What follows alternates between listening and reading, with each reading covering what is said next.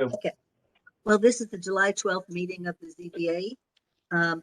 We have two public hearings today. We are not doing a public hearing for Verizon because the applicant asked us to postpone it. According to the attorney for the applicants, Tarpon Towers was recently informed by its environmental consultant, Triley, that a portion of the property contains wetlands, and the location of the tower as currently shown on that site plan is within the identified wetland area. Because of this, Tarpon is proposing to relocate the tower 41 feet south to ensure that the wetlands are not encroached, and a revised site plan will be submitted. We have received nothing yet. I know people who are interested in that tower have indeed been saying, how come we haven't made it public? We have received nothing. So we will, as soon as we get it, put it on the website and make it available to you. I want to just do the roll call first, since we have a board tonight. Let's do that. Henry Rua. Yes. Yes. Joe Mayone. Yes. Rick Scott. Here. Randy Ricks. Here. And our alternate, Holly, for the first one, or for the first thing, is Holly Strutt. Holly, are you here? I am here. Okay.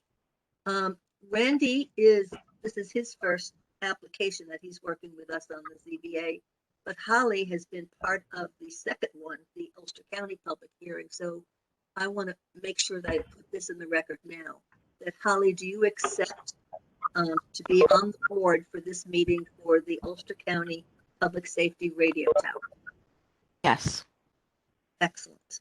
Patty, did you call me? If you did, I didn't hear you on my end. I thought I did. Yeah, So, if you did, you cut out because I didn't hear you. okay. So everybody is here. Nothing still from the gentleman from Embassy. Yes, I'm here for the embassy. Excellent. Okay. Are there any members of the public who are here to speak to the Embassy holding Starbucks application on 212 in Saugerties to build a coffee store? Is anybody from the public here? Nobody. Okay. Kevin, did you receive all the cards back? Yes, I did. Did you receive any mail about this application or any emails, because they were allowed to do both? I did not. Okay. So the planning board, we understand that the planning board has a revised application for you from the one that we saw originally. We've all seen it. It's the same one you submitted to the planning board, and it shows that the traffic has changed, the traffic stream. Do you want to just, for the rest of the public, go through that very quickly as to how this has changed since it was first submitted to the planning board? I'm not sure if it changed. I'm going to share my screen. Well, the first one that we saw showed the traffic coming in from 212. Maybe that was the existing condition, because there's two pages. That may have been that's the first one that we saw, but now that it's changed, Yes. we Well, have this. It looks terrific. This is the one that we're basically proposing in front of the Saugerties Planning Board for the site plan. Yes. The initial review that we went through with them is basically every member, everybody, the planner, everybody really thought this is a very good way to put a layout for that site. We are closing the two curb cuts to Route 212 here. We actually contacted New York State DOT and we got their initial approval too on closing these two. Actually, they were happy that we're going to eliminate a couple of curb cuts. They thought just too many pokings into the 212, and eliminating these would help. And in and out of the store area is going to be right through the plaza. The only way to be able to achieve this is to be basically over the zoning line in the back. And this is why we're here to request a 20-foot zoning variance. Okay. Before I forget, I should have done it before I asked you to speak. We need to do secret on this. Does anybody want to make a motion for secret on this application? I'll make a motion, Patty. Okay, Tim, go ahead.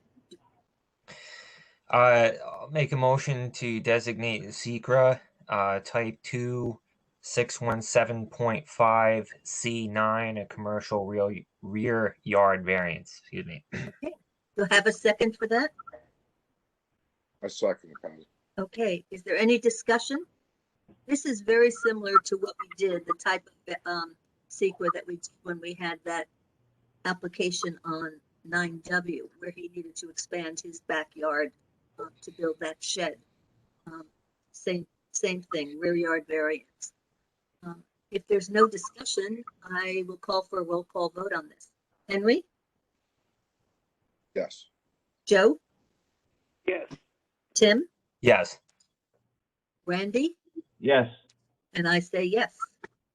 Okay, now in terms of when you'll get a decision on this, we do have 62 days to do this, but I'm really hoping that if there's time at the end of the meeting, we might entertain trying to do this tonight, because I know that the planning board is waiting for our decision before they can Yes. too. So at any regard, we really thank you for revising the site plan. It really looks like it's very good and functional. And we will do this as soon as we possibly can. All right. Thank you very So- much. So just so I understand the process, because, and I'm sorry, I haven't been in front of the board for a long time. So basically, I would wait for a decision within 62 days? Right. We expect that we will have it before then. We may have it tonight, depending on how long the other public hearing goes. Okay. But regardless, we will, if we do it tonight, we will send you immediately notice. We will send it to the town clerk, to the planning board as well. Kevin will take care of that. Okay. So that's how this will work. Okay. All right. Thank you for that. Okay. Thank you. Kevin, you can take that down. Now we're moving on to the continued public hearing for the Ulster County Safety Radio Tower. The revised proposal by Ulster County is to construct 165 foot public safety radio tower, but the highest antenna placed at 186. So it is really, Dennis, maybe you'll explain that. I mean, it's the same height. It's just the antenna is high and the rest of it is going to be a little bit lower. So Dennis, if you don't mind just kind of running some of the revised maps for us so that we can see this, and Mr. Massey can comment on them, and Ron. And then what I'd like to do, if it's all right, is I'd like to give the public first go at this, because they have been waiting for months to comment, and I know that they've seen this. I sent them the file that you sent to us. So I don't want to cut them off in any way. I don't want it to get late where some of them don't stay. I want to give them first dibs at asking questions or putting in their comments. So Dennis, if you could start, and let's begin with the mapping.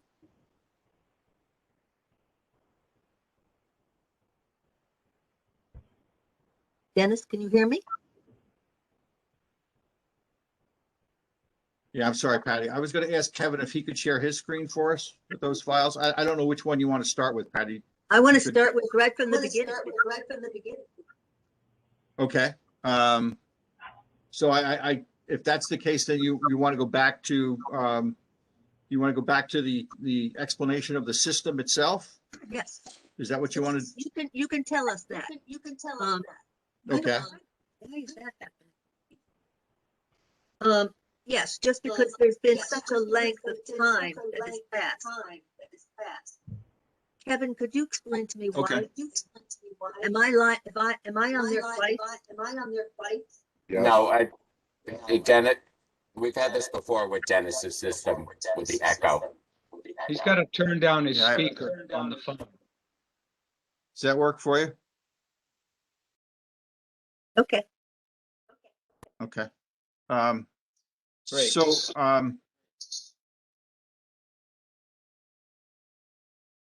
okay. So one of the things I think that we need to go back and explain is why a simulcast system. And so the county has chosen to do a simulcast system for its entire radio coverage within the county. And a simulcast system is literally one of the best ways that we can provide consistent communications throughout this wide area with the minimum number of towers. And the simulcast system is also extremely frequency efficient. And the other thing that you should know is that Ulster County actually owns these frequencies. So we don't have to buy additional frequencies, and which would drive the cost up as well. So the county system, as proposed, consists of a 10-site constellation that includes Kingston, Sam's Point, Overlook, Bel Air, Illinois Mountain, Shandaken, Tonchi, and a tower in Saugerties, which is the subject of this application. The system placement's designed to essentially provide the maximum amount of coverage with the least amount of towers, as well as to make sure that we don't overlap into adjoining counties and cause problems with respect to operating outside our licensing area. The system is designed to using something called delivered audio quality and reliability. So the county's current delivered audio quality and looking at public safety radio systems is to use a 3.0 delivered audio quality, and I'll explain that later. And we're looking for a standard of coverage, which is an industry standard, which is 95% reliability. And that's what the system is designed to do. Deliver audio quality is subjective, but it is used in public safety radio systems to measure the ability to essentially to talk and receive information in a clear manner. Ulster County's 3.0 DAQ standard is less than what is typically used, which is 3.4 DAQ. And the DAQ test is seen by many as being the ultimate proof of the system's performance. And others that cite a strong correlation between DAQ and what they call bit error rate measurements, and so are comfortable to forgo the DAQ testing. So Ulster County is going to do additional testing with respect to its DAQ to ensure that its system meets its reliability standard. And I think it's important to note that that Ulster County's contract with Motorola carries these two provisions within it: a 95% reliability rating and a DAQ at a DAQ of 3.0. Who makes that decision, Dennis? On the contract? It's On an the industry standard. On the reliability. The reliability is tested. And it's an industry standard. I thought So 3.4 Motorola will, standard. and the 95% reliability is also an industry standard, both. The DAQ is seen as a way to measure that reliability, and then it's a percentage of the cells within that area that is of how that reliability is measured. Okay, I'll come back later with questions about that. Okay. Does that help you go through the way that the system's designed? And let me speak a little bit to the coverage maps themselves. When So- you do the coverage maps, Dennis, I had asked you to please have Steve here so that he could make sure we are aware of. I want to know where every firehouse is and on those maps, where the police department is, where the Diaz ambulance is. We need to know where in that massive color are our first responders who are going to be getting this information. So if he could do that, that would be very helpful. Okay. Hey, I Dennis, think it's once important to know again, that if this you is could area. turn down your speaker, because when Patty talks, we hear her with a delay. I hear myself with a delay now. You either have to wear earphones or turn down the volume when you're talking. You can turn off your microphone. I think that could be explained to you so that when someone else is talking to you, so that we don't get this feedback, because it's quite distracting, I think. I don't know about you guys. Yeah, it is. Yeah, it's a double voice. You're getting like a reverb. Yeah, we hear his speaker on your computer or on the device that you're using. So there has to be a way you have to turn down that volume or put on a set of earphones. You probably look more attractive with earphones too, I think. Oh, Ron, that was. Sorry.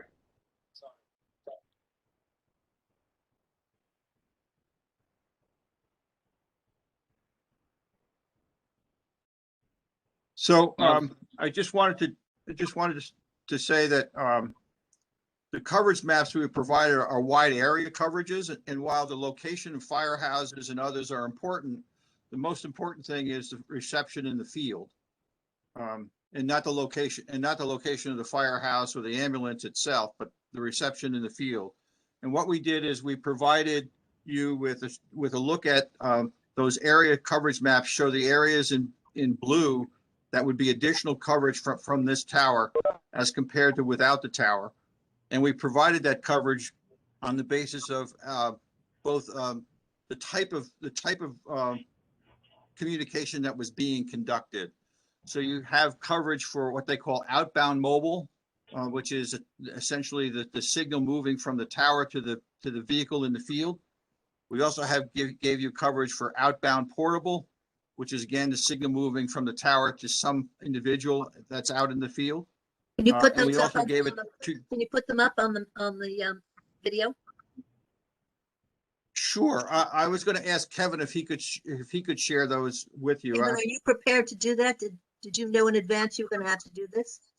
I did not, but I have access to the Dropbox. I assume they are in there, Dennis? They are. Yeah, they are. Let me just see on the share screen if I can share them. I'm curious as to whether I can or not. All right, I'll let you have first whack.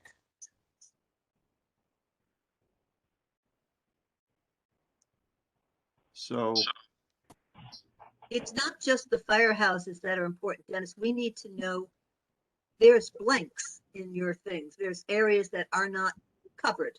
It's important for us to know what those areas are. So I thought the firehouses would give us some sort of location since you don't have the roads on there. So can you see my screen now? Yeah. you Yeah. can. We see, Okay. we don't see the maps, but we do see a screen. Okay, this explains how we did the reliability coverage. This is the first section of that. Mhm. And so what I really wanted to hit on is that what we did show is in terms of the additional square miles within the town that is covered by this tower based on the type of communication that's taking place. And these numbers are substantial. So with respect to outbound mobile, there's the additional square miles that are covered in the town is about 5.6 square miles. That's the amount of additional area in the town that would be covered.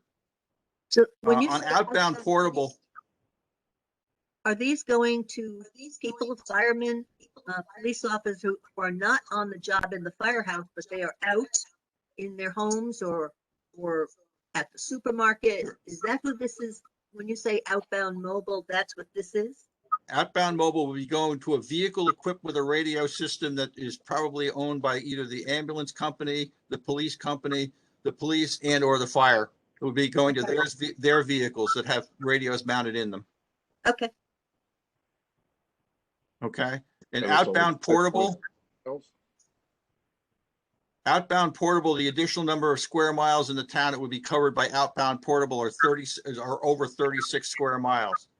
To give you a sense of that, the entire town, including the village, is about 67, a little over 67 square miles.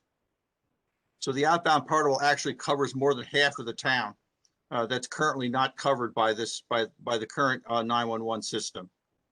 And the inbound portable will cover an additional 34.6 square miles of the town. So there's there's very large swaths of this town. If you could show those sorry? maps, if you could see Yep. those maps, that would help explain what you're talking about. Okay.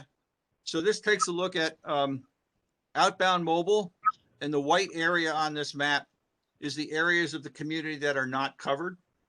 And you can see the Route 32 corridors. You move up through the Route 32 corridors, substantial areas in the Route 32 corridor that aren't covered. You'll Okay. also see areas down around the village on the lower elevations of the village that are not covered with respect to this. Is this just Saugerties or does this include other towns as well?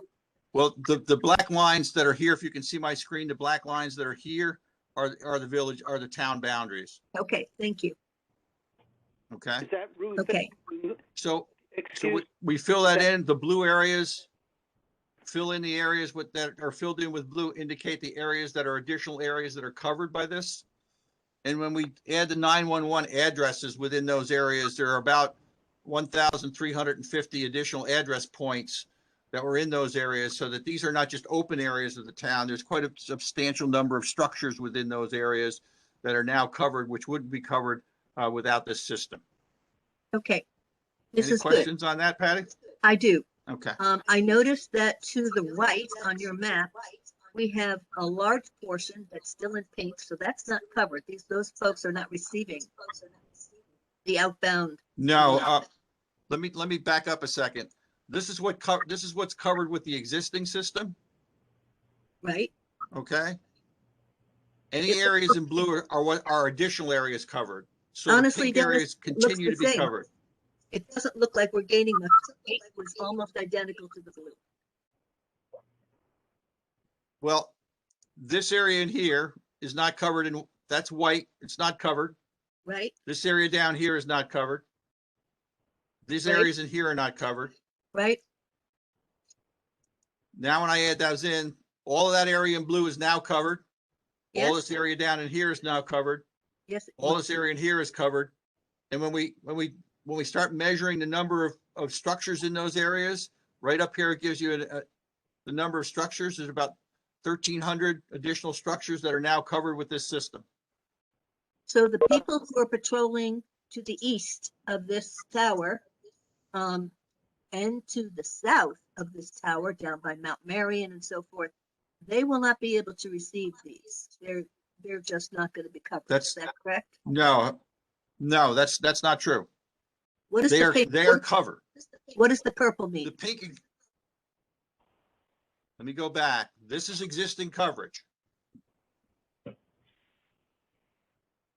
Okay. All right. All of the areas that are shown here, if the legend on the bottom says, these are all area that's all in existing coverage. Okay. Sorry. To clarify, Dennis, I'm sorry, this is Holly. The red or pink is already covered. The white or That's yellow correct. or whatever is not covered. And the stuff outside That's that correct. line is not Ulster County. That's correct. Okay, thank you. Thank you. Dennis, if you could just provide one other bit of information that may be confusing to the board. When you talk about inbound and outbound, I think you define it early on in there that inbound coverage is from the user in the field to the base station. Is that correct, to the system? Or is it the other way around? That may be very confusing. No, thanks, Ron. That is correct. So outbound then would be from the base station to the units. Is that correct? That's correct. Okay, because on page 2 of this Ulster County's municipal simulcast system design, you say, note, coverage for inbound mobile was not provided as the with and without tower shows no significant difference. So to help with the board, what shows no significant difference when you say inbound mobile? The area covered, Ron, when we look at these maps in terms of with and without, the area covered didn't show any significant difference. With and without the tower. That's correct. But just Either. for the boards, and also because it seems, you know, I'm troubled with in and out. What does inbound coverage mean? If someone's in a car and he's calling Central Command, is that inbound coverage? That's correct. So when Central Command tries to talk to him, if he is in one of those areas that are in white, they can't hear him. That's not necessarily correct because inbound and outbound coverage are different. So he may not be able to talk to the base station, but the base station may be able to talk to him. You say no significant difference, which tells me that it works either way with mobiles. The short answer to that is yes, except you can see the difference in the outbound mobile on this map that's up now. Gotcha. Fine, fine. That's what I'm asking to try to help the board with, to make sure they Thank you. understand the difference between inbound and outbound and why you believe a requirement is needed for this system. Because in the mobile, it doesn't matter. It works either way. But it's in the portable where things fall apart. Well, yes, So you're just although I out. would say that outbound mobile has a significant gap in the Route 32 corridor, as this map shows. Okay, very good. Any other questions? Thanks, Ron. Yeah, Dennis, you're saying that line is the town of Saugus. Well, if I'm looking at this map correctly, that blue is that representing the river, the Hudson River? All the way to the right. The blue on the right hand. The blue on the right hand side is the Hudson River. That's correct. We Right. didn't map outside that boundary. So yes, that does represent the Hudson River. Okay, well, you just alluded to Holly that the black line is the town of Saugerties, and on the right-hand side of that black line was another county, and that's not true. That's all town Saugerties. Henry, I was asking about the exterior line where everything turns to yellow, where presumably it's Greene County. Where is that, Holly? I don't even see yellow on here. I see pink and blue right now. What's yellow? So this area, the Yes. area to the north of Up the to village, the north, to the north is and the area to the west, the area to the west of the town, where there's no Yeah. color in those areas. The upper left-hand corner of the map.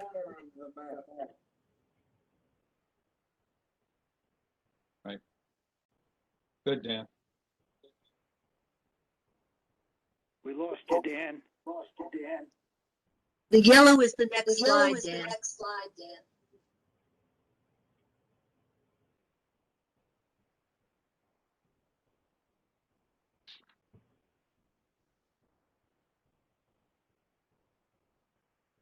Is everybody okay? Can I move on? Yeah, the yellow that Holly was talking about is I think in the next slide. The yellow is on this map on the upper left-hand corner, and that's Greene County. We're not concerned about that, Dan. I understand that, but the question that Holly asked was confusing, and the answer that Dennis.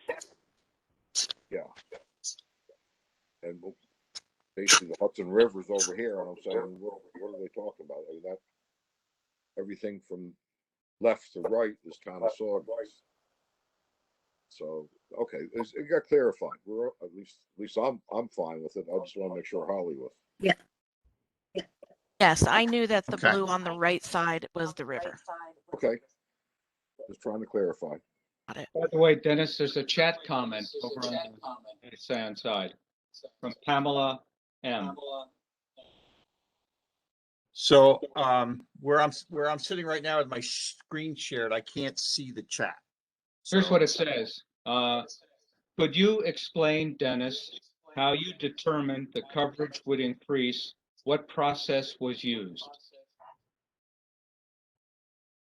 We used why don't I ask if Will Massey from Motorola is on, if he would answer that question, because Motorola did the coverage maps for us. We did not do them.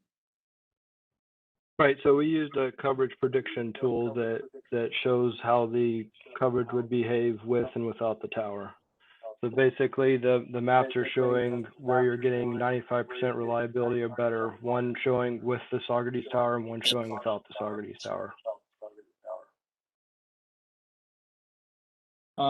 Will, just for clarification then, what we're seeing here then has nothing to do with DAQ. This is some other model that's proprietary to Motorola that we know nothing about. Is that correct? So it is showing DAQ. It's showing the probability of achieving a certain DAQ. So we're saying that we're 95% probable of achieving DAQ 3.0 where you see the paint. So it's a simulation of DAQ. Correct. Okay. Will, could I just ask your last name, please? Massey. Thank you. Well, I have a question. Thanks, Will. Not a problem. Well, I have a question for you. This came up in a conversation a week ago. Some correspondence back and forth. Why is that information a priority that cannot be shared with Ron and us? Right, so different manufacturers have different pieces of equipment, and basically the way these maps are derived is we come up with a curve of how that base station and how all the modulations are going to respond, and that curve is proprietary. So then the other people in your field have to just trust it. There's no way for them to check your numbers or check your calculations because it's proprietary information and you don't share that with them because they may work for another county or another company. Is that right? So the processes we follow are industry standard. There's a industry standard called TSB 88. It's made by TIA, which is the Telecommunications Industry Association. They publish documents that are supposed to help be vendor neutral and help people understand how to design and test public safety radio systems. So we do follow that process, but some of the information in there is proprietary, such as the base station curves and the sensitivities of the radios and things like that. I can understand all that, but here we have Ron as our master on this. You want us to approve something, but yet you can't share that information with Ron. I'm not saying to share with the world. We're talking about Ron individually.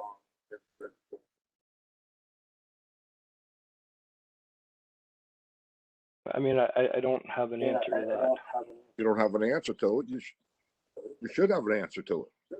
Well, proprietary information is exactly that, Henry. Yeah, I mean, it's proprietary. Oh, no, Dennis, that's not a good explanation. That's not a good explanation at all.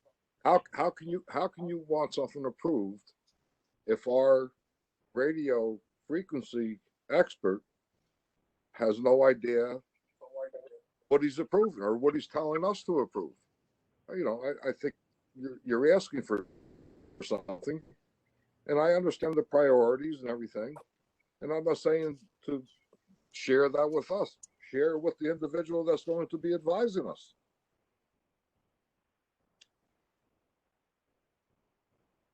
So I will say that, Motorola has designed and tested several public safety grade radio systems, hundreds of them actually. This is the process we follow on all of them. The county has had Motorola for years now. I'm not questioning that. I have a problem with not sharing that information with Ron. That's the issue that I have. Okay. Dennis, can you go on to the next map? This is where things get a little confusing. Sure. So this is outbound portable. So this is from the tower to a person in the field. And this is on a clip-on belt radio. This is how this was calculated. And the area in pink is the area that is currently covered with the existing system. And the areas that are coming through that's showing the background maps are the areas of the town that are not covered. And in this instance, if I recall correctly, I believe there's almost 34 square miles of the town that are not covered. This is without the tower. System. Without the tower. Okay. That's correct. So when I turn on the tower level and you look at the areas that are covered, the areas that come in blue, with the exception of the Hudson River, are the areas that are now covered with respect to with this tower in place. And you can see that up in this area, right up in here, there's an estimate of the additional address points that are covered. So there's about 6,800 additional address points that are now covered with this tower in place that are not covered and do not meet the requirements of the county's contract without this tower. There are still areas in the northern part of the town, in this area here, that remain uncovered. And there's some areas down in this area, down by Barclay Heights in that area, that are not covered as well. But substantial portions, particularly within the village, we go back to uncovered, particularly in the village of Saugerties, you can see almost the entire village of Saugerties is not covered with the existing system. And almost the entire village of Saugerties, particularly the populated parts of the village of Saugerties, are covered with this system in place.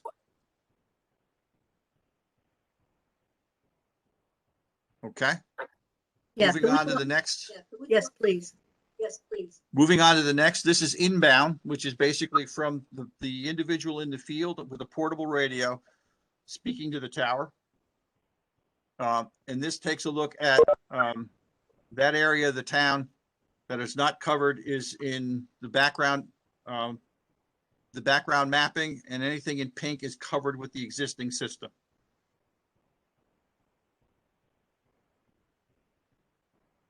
But Dennis, When we look at my map here, I have originals and yours are a little more colorful, but what I see though is that delivered audio quality coverage inbound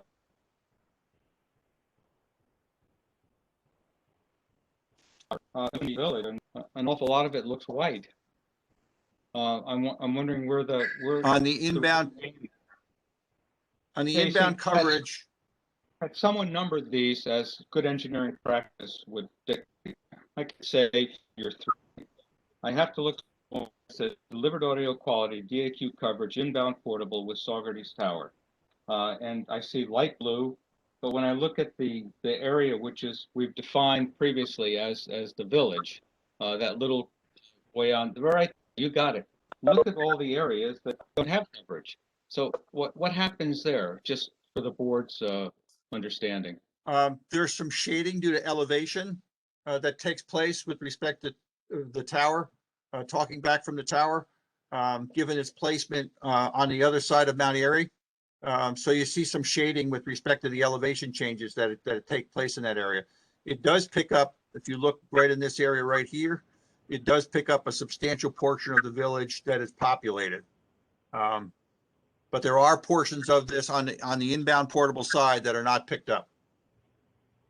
Do you think you'll need another site in the future then to fill these gaps?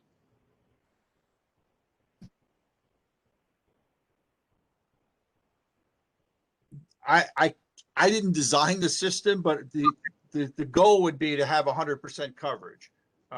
Where we have gaps, we would look to see what we can do to fill those gaps.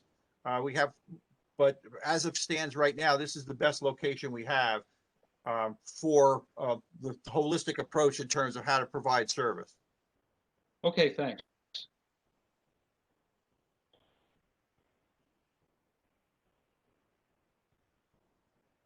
And that's the last of the coverage maps that I have, Patty. Okay, you had a bunch of Motorola maps. We don't need to go through them, but I just want to know what the colors mean. It's signal strength gradient, and it goes from minus 130 to minus 435. Which is the strongest signal strength there? Saugerties is mostly in red or yellow red. I'm going to ask Will if he would answer that question. Yeah, so the minus 130 is the least strong signal, and the minus 30 is the stronger signal. Okay, so we're still not getting a really strong signal from this in terms of the signal strength gradient, because it goes into that orange color. So just a little portion around the tower mostly is the redder. Correct. Or the second to the reddest. Yeah, but okay. Patty, just for comparison, if you look at that the minus 130, the blue is the weakest signal strength, and the minus 30, of course, is the flamethrower. Typically, when you see cellular applications, as you you are with Tarpon or other ones that you've Yeah. looked at. While there's slightly different ways of measuring the signal strength, anything in that range of minus 70, minus 80, minus 90 is usable. Good It's to know. not great, but Good it to know. is usable. Okay. Okay, thank What, you. one thing I would caution against, though, is in a simulcast system, that may not be the case. It depends not only on signal strength, but also delay from the other towers coming into a single point. So it's, if there's a lot of delay from other towers coming into a single point, it could require an additional amount of signal strength. So that's why I was hesitant to give an absolute minimum signal strength level, is because it's actually different in every point in the county. It's a point well taken, Will. Thank you. Right. Okay, so we're finished with the maps.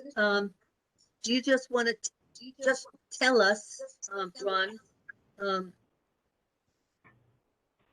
We all read your conversations with the Mount Airy people, so we know that they're not going to let us build on any land. We know that there's no room left on the tower, so I don't think there's any reason to go through that. It was pretty clear, and we appreciate that you sent us all that back and forth, because that's important for the record. In the future, we want to let people know that they shouldn't waste their time doing that, because we already have that documentation now. But if you could just explain to the public and to the board what the big difference is in terms of the tower height from 165, from 180 to 165, but the antenna is now going to be 186. Can I, before you go there, Patty, can I just make a couple of comments on that entire Mount Airy load of charter response to location? Sure. Yeah. That was the most incongruous document I've ever seen. This woman, Barbara Clark, who's the client is always first, is a contract specialist with KGI Wireless. KGI Wireless, by the way, is a site seller. They have over 300 or 400 sites in the United States that they market to carriers, whether they're Verizon, AT&T, or even public safety.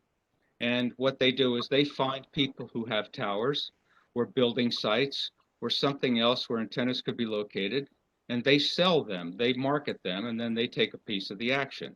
They're an intermediary. They're like a broker. What troubled me about this, two things. Her final answer was the VP said no. Well, who's the VP at Charter?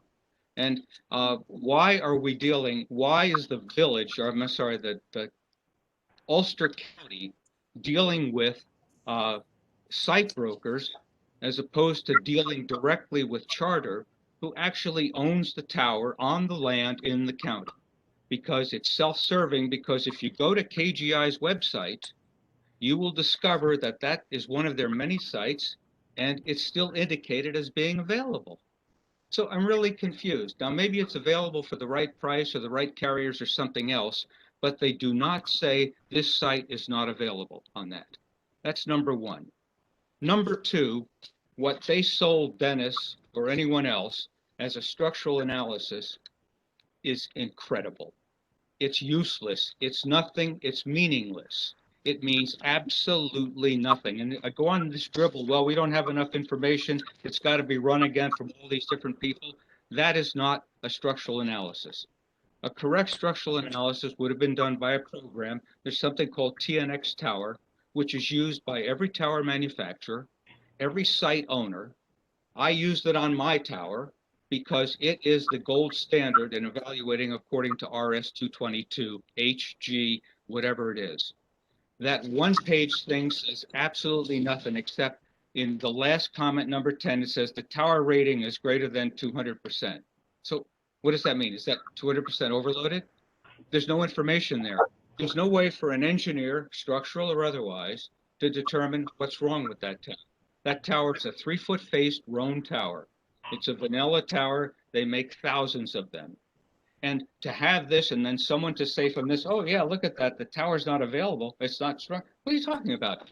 You can't tell from this. So I'm not sure what happened to the county getting snookered, because that's what it is. There is no information here saying that this tower is overloaded or this tower cannot be strengthened, because there is a comment that AT&T wants to add some stuff and they have to strengthen the tower. Well, hell, if AT&T could strengthen the tower, perhaps Ulster County can too. I mean, it just is ridiculous. Uh, when people came to me, they came to me. They didn't come to someone marketing my tower. And you would think that Charter Spectrum, being a good neighbor, would do their damnedest to try to get this to work for the county. Another thing that's missing in this is, wouldn't it be fun to see what the coverage would look like from the Charter Tower?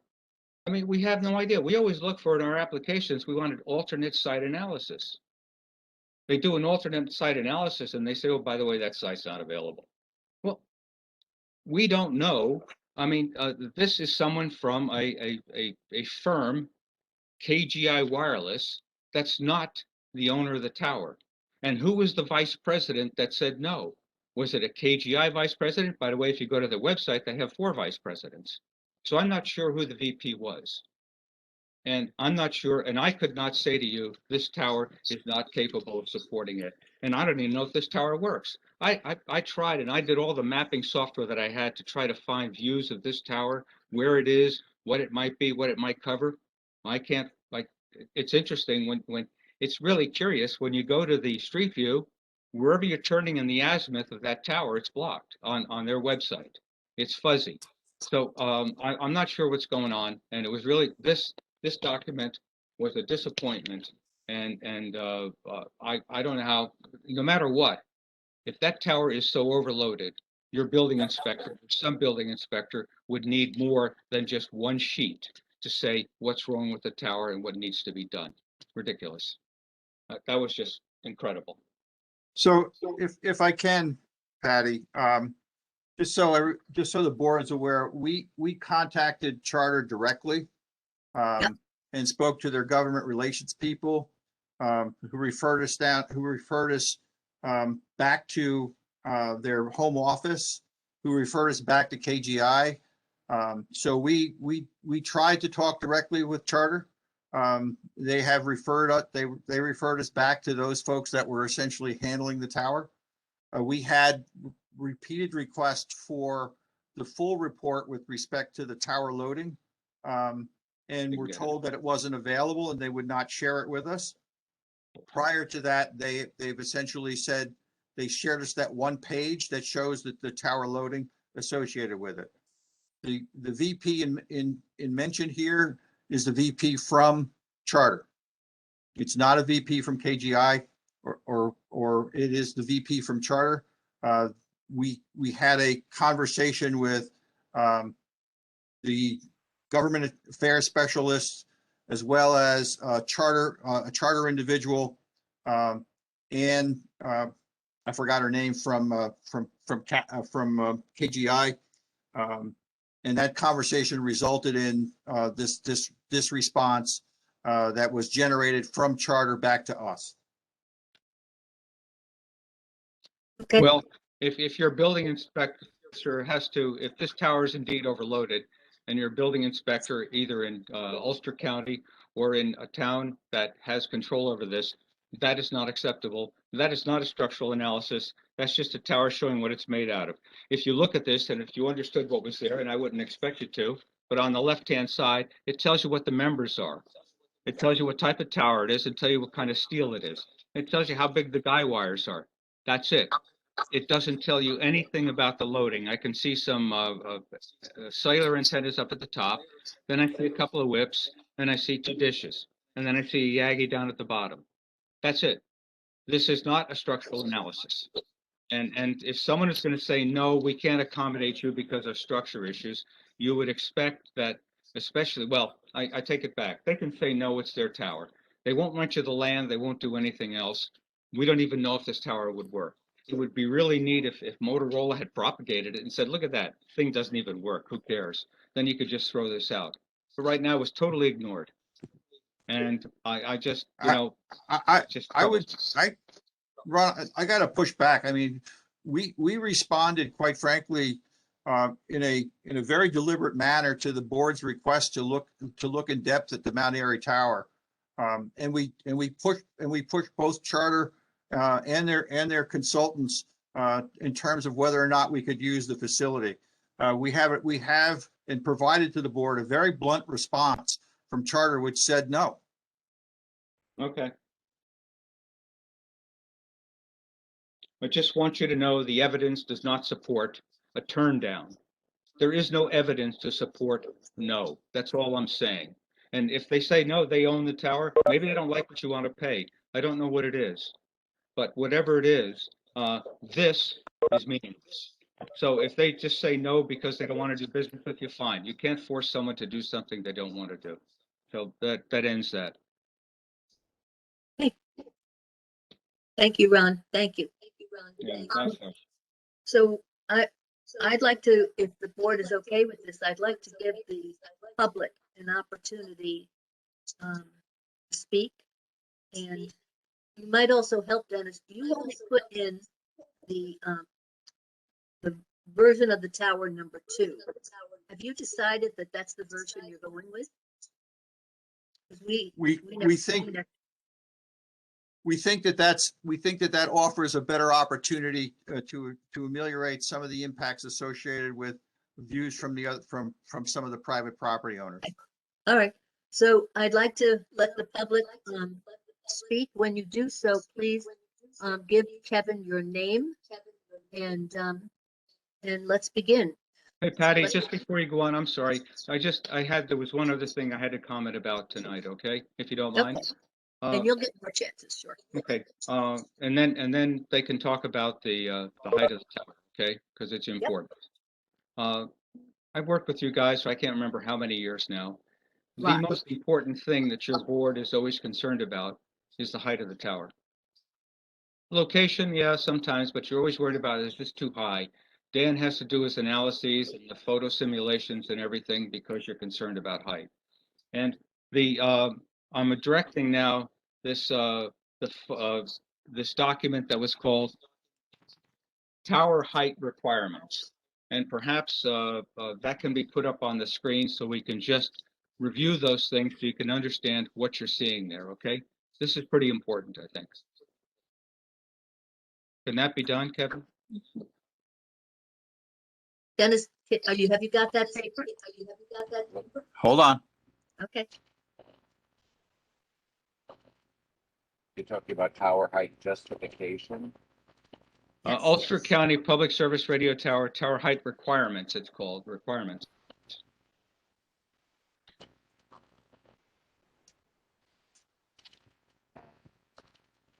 That's it, thanks. Roll down to the first page.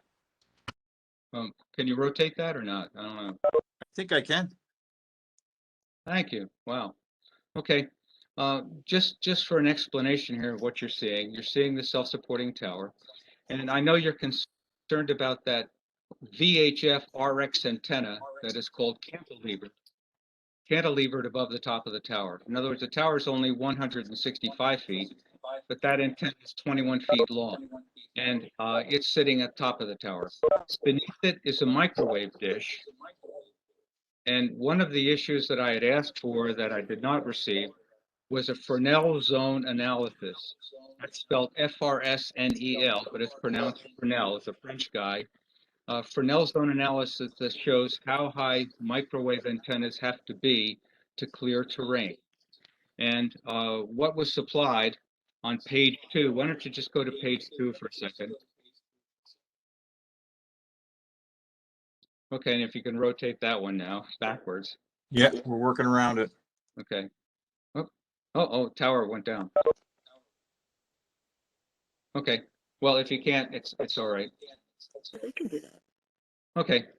Okay, this is information that's theoretical, not field verified. What are we looking at here? We're looking at here what's called a link budget. We're looking at the 2 locations, and we can see that the distance is 35.65 miles, and we can see how high the antennas are, and then we can see the transmitter power and the size of the antennas. and we can see the gain of the antenna, and we can see the line lengths, all of these very technical things that make up what's called a link budget. Something is very interesting here, though. We did not see, or if you looked at that, okay, I'm sorry, go to the next page. Okay, this is not a Fresnel zone clearance. This is what this is just a cross section of the land, and you can see that the site is way up there. That's pretty high. And then you can see that the site that they're going to is a lot lower. But a Fresnel zone clearance would be fat in the middle because the zone expands as it moves away from the tower. And what you need is that clearance in the first areas between the transmitting antenna and the receiving antenna, within the first 1.5 miles, 2 miles. It's where it's critical. Right. And that's where a Fresnel zone clearance demonstration would have. This is nothing. This means nothing. This just says, wow, look at that. It's high and then it's low. And there's a straight line. But go back to the first page before that, the one before that. You find out something very interesting here. Go back to the tower. Okay. To see the two dishes?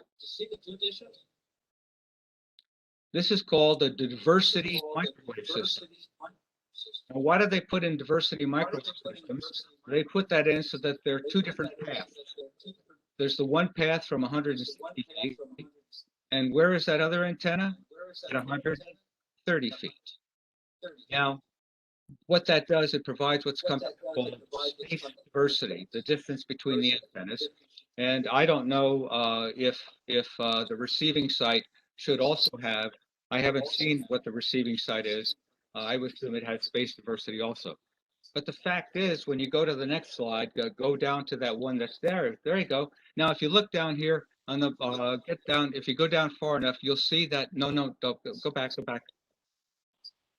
Okay. If you go down here, you'll see. Okay. You see the free. Just where it says not. Free space loss is 143 dB.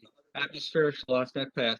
Then, if you go down below that, you will see the other antenna at 130 feet is receiving signal strength just fine. So what that tells me is, wait a minute, if it works at 130 feet, why does it have to be 165 feet? Number one. Number two, the antenna that they're using on the diversity is only 3 feet in diameter. That's its gain. The one at the top is 6 feet. One last thing, if you would go down, just go to the top of this graph, and this is the part that blows me away. Stop. Okay. This system is designed for 99.9992% availability. And you will see, if you look in the next column, that in a year, that results in an outage of 26 seconds. An outage of what, Ron? An outage of what, Ron? In 1 year, because of this high rate of availability, reliability, the 99.99992%, it will only not work for 26 seconds out of a year. The system was designed, according to everyone here at Motorola, at 95% reliability. So why would someone design something, the weakest chain in the link? So what's the weakest chain? 95. So why are they designing to 99.999992 for 26 seconds out, where if you look at an availability of 95%, that'll be an outage of perhaps 2 hours a year. So I don't understand the site justification of the tower. And one last thing, go to the top, and maybe Will agree or disagree with me. Go down one more. Go back to that first one. Lower. First one.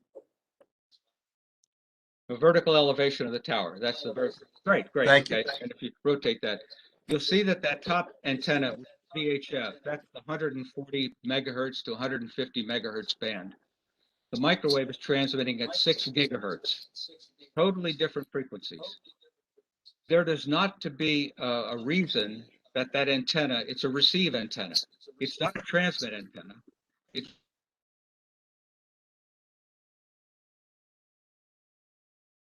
receiving.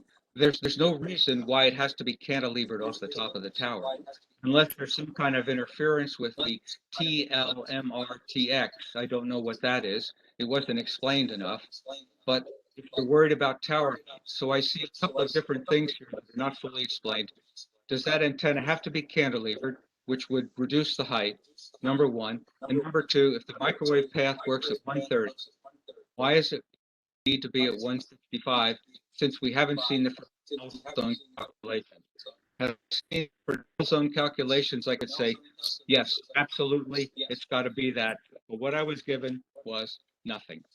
So I'm done on the tower thing. I just want you to know about that, that the way the reliability not being equivalent, 95 versus 99.99992, doesn't make, I don't understand.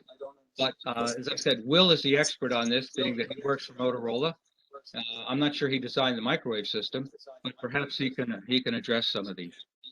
Will, could you just tell us why Ron didn't get this Frizzell or whatever the system is that he asked for? Why was that not given to him? So, I mean, Motorola had no involvement in the microwave path design. Who did? It was done directly by the county. I don't know who their Is the contractor is. person who did it, is he here? Is he on this call? Dennis, because of your feedback, I turned your muting on. Okay. Is he on this call?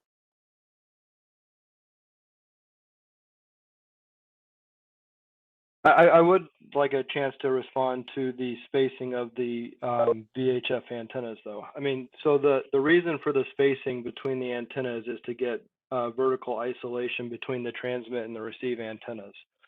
So there's VHF transmit antennas at 100 foot and at 136 feet. We like 20 feet of vertical separation between transmit and receive antennas so that we suppress the sideband noise from the transmitter getting back into the receiver and causing self-interference.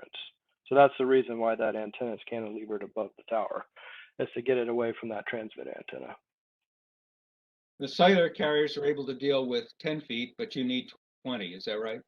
Yeah, they have a much higher frequency. You know, at VHF, you need more space to account for the amount of isolation we're looking for. But you've not, so there's no way that anything can be changed. That's one of their concerns, is this 21 feet on top of the tower, let alone the tower height itself. But you've done studies on this. You have data that would support that separation. I don't know what the frequencies are. How far apart are they? Are they 2 megahertz apart, 10 megahertz, 20? What are they? How far apart are they? There's no information here. I can't tell. It's proprietary. Oh, I'm sorry. I'm just the engineer, and I'm supposed to give engineer input on this, and I don't have any engineering facts, unfortunately.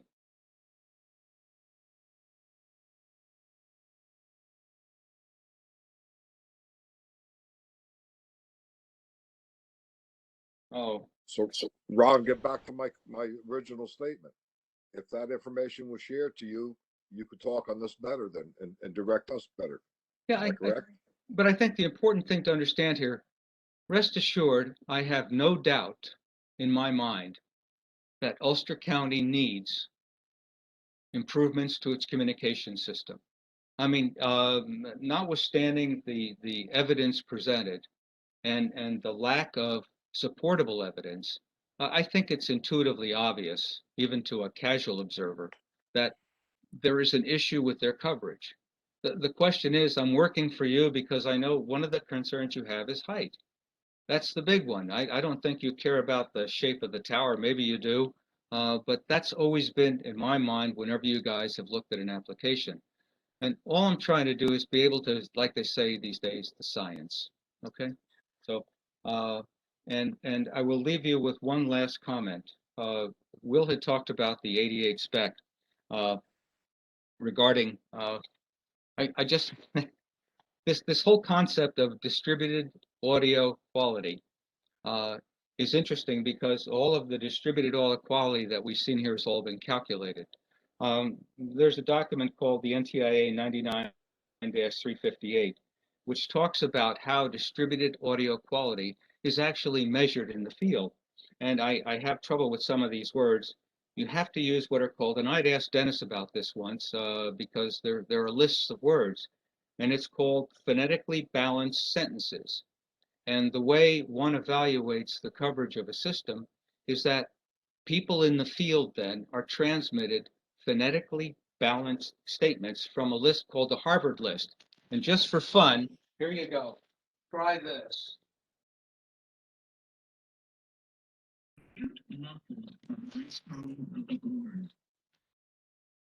The gold ring fin only appears here. The old pan was covered with hard fudge. Watch the log float in the wide river. The node on the stalk of wheat grew daily. A heap of fallen leaves was set on fire. If you want to finish early. His shirt was clean, but one button was gone. Ron, we can't hear you. Oh, you can't hear those? Not a thing. Oh, wait. Okay, we'll try it again. I thought, here, play it again. The barrel of beer was a brew of malt and hops. Do you hear those? Yeah. Tin What do we cans look? were absent from store shelves. These are the phonetically balanced phrases that are used in DAQ testing. And it's not like a guy running around saying, can you hear me now? Can you hear me now? Like the Verizon guy. No, when you're doing these DAQ measurements, you're supposed to be using these phonetically balanced sentences. And that's because what are called the phonemes, sounds like something that you get with a shot. The phonemes are consistent with how they sound. And so that was one of the reasons that this whole DAQ concept was coming up.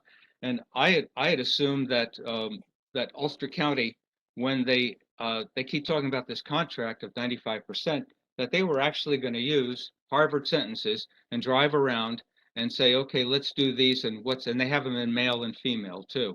So just once again, just trying to look at the science here, as everyone talks about these days, and is the justification there in the science? So that'll be it. Those are all my comments. Thank you. I realize it took up a lot of time. Thank you, And Ron. now you can answer all the questions you want. Dennis, to. can you Okay, take thanks. down the thing that's on the screen right now? So we can see people? Okay. So if you could let Ron, I don't mean Ron, if you could let Kevin know or that you would like to speak or just jump in, that would be great. I just want to address some of the emails that I'm getting in the chat things. Everybody on this board understands the importance to the emergency services that they get high quality instruments. We understand that. We don't question that. We agree with you. Our job is to make sure that you are getting the very best that you can get, given the circumstances, given the fact that nobody wants to spend a whole lot of money on this, that some of the technology isn't totally 21st century. We just want to make sure you're getting what your money is paid for. And that's our job. And it's not meant to be adversarial. It's just to make sure that everybody knows what we're talking about. So I just want to make that clear before we start. Okay, so whoever wants to go first, please go for it. I would just add, Patty, at this point, that people can raise their hands if they're using a computer with the reactions button. That would help. Those on a phone might have to just jump in or wait your turn.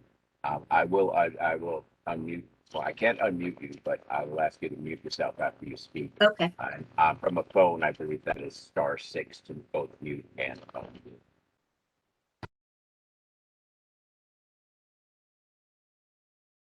Chief Sinatra here. Can I have the floor, please, Patty? You're muted, Patty. Yes, yes, Chief, by all means. Okay, can you hear me now? Yes. All right, very good. So I sent a letter into the ZBA on the 18th of May expressing concerns I have as the police chief. And first, I just want to say I appreciate everybody's effort here. And I fully understand and appreciate the fact that we have to be frugal, especially in these times. And we got to make sure we get the biggest bang for our buck. I'm also happy to hear that everybody, it appears on the board, understands that there is a issue with communications and surrogates when it comes to police, fire, and EMS receiving calls from the 911 center. As an active police chief, I've experienced on numerous occasions, and most recently, just down in Esopus Creek Road in the village of Sorgates, where the 911 center could not get through to one of my units that went out for a neighbor dispute. We could not reach the officer on our own system either. And I ended up responding to that call, and I found out when I got down there that both the car radio and the portable were not accessible to the 911 center. I could not reach either one of them or my headquarters. And to make matters worse, it seems that where we lack in radio communications, we also lack in cellular ability. So we don't have an option. And my concern is for the safety of our police officers when we're in these areas, particularly up on 32, going towards the Greene County area, when we're towards, I experienced it just recently on Falquail Road off of John Joy, where I couldn't get through to the 911 center when we had a serious ATV accident, and that was just on July 4th. So we have areas in our town that seem to be pretty well represented in that map where we do lack the ability to communicate with the 911 center and even at times back to our own headquarters. Again, it's the safety of our officers and our first responders. When a cop is rolling around on the ground, Ron, I appreciate the phonetic testing, but the bottom line is they get one chance to scream on the radio for help. And if that communication doesn't go through, that could be an officer's life. And that's really what I'm concerned about. But I do understand what everybody on the board is saying. We want to make sure that when we do put a system in place, that it's going to be adequate and that it'll be there for future needs as well. So again, I want to thank everybody for their time. And, you know, again, I just hope that we do resolve this and we do come to a resolution just for the safety of not only my police officers, but the community that we serve. So I want to thank you for giving me the opportunity to speak this evening. Agreed. Chief, it would be really helpful if you would look at the maps that they sent you and that we put up online. There are some spots in there, some areas where there is not going to be that kind of coverage. If you could take a look at that and see if any of them are significant enough that you are concerned. You mentioned Esopus Road. Esopus Creek Road in the village, yes. Yep. Yeah. So if you could just take a look at those maps and just shoot me an email or Kevin an email and let me know, you know, those are the kind of things that we're concerned about. I'm also concerned about, you know, as you go north and east, that there were some areas there that might not be covered as well. So correct. I agree with you. I think we all understand that we're just trying to make sure that we're getting as much covered as we possibly can. Excellent. And I'll respond to you within the next 24 hours. I'll look at the map and tell you my areas of concern. Thank you again. Thank you. Thanks.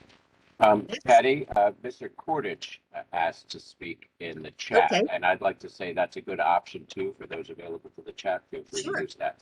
So, Mr. Kordich, please join us. Anthony, can you hear us? He's muted. Anthony, you're muted.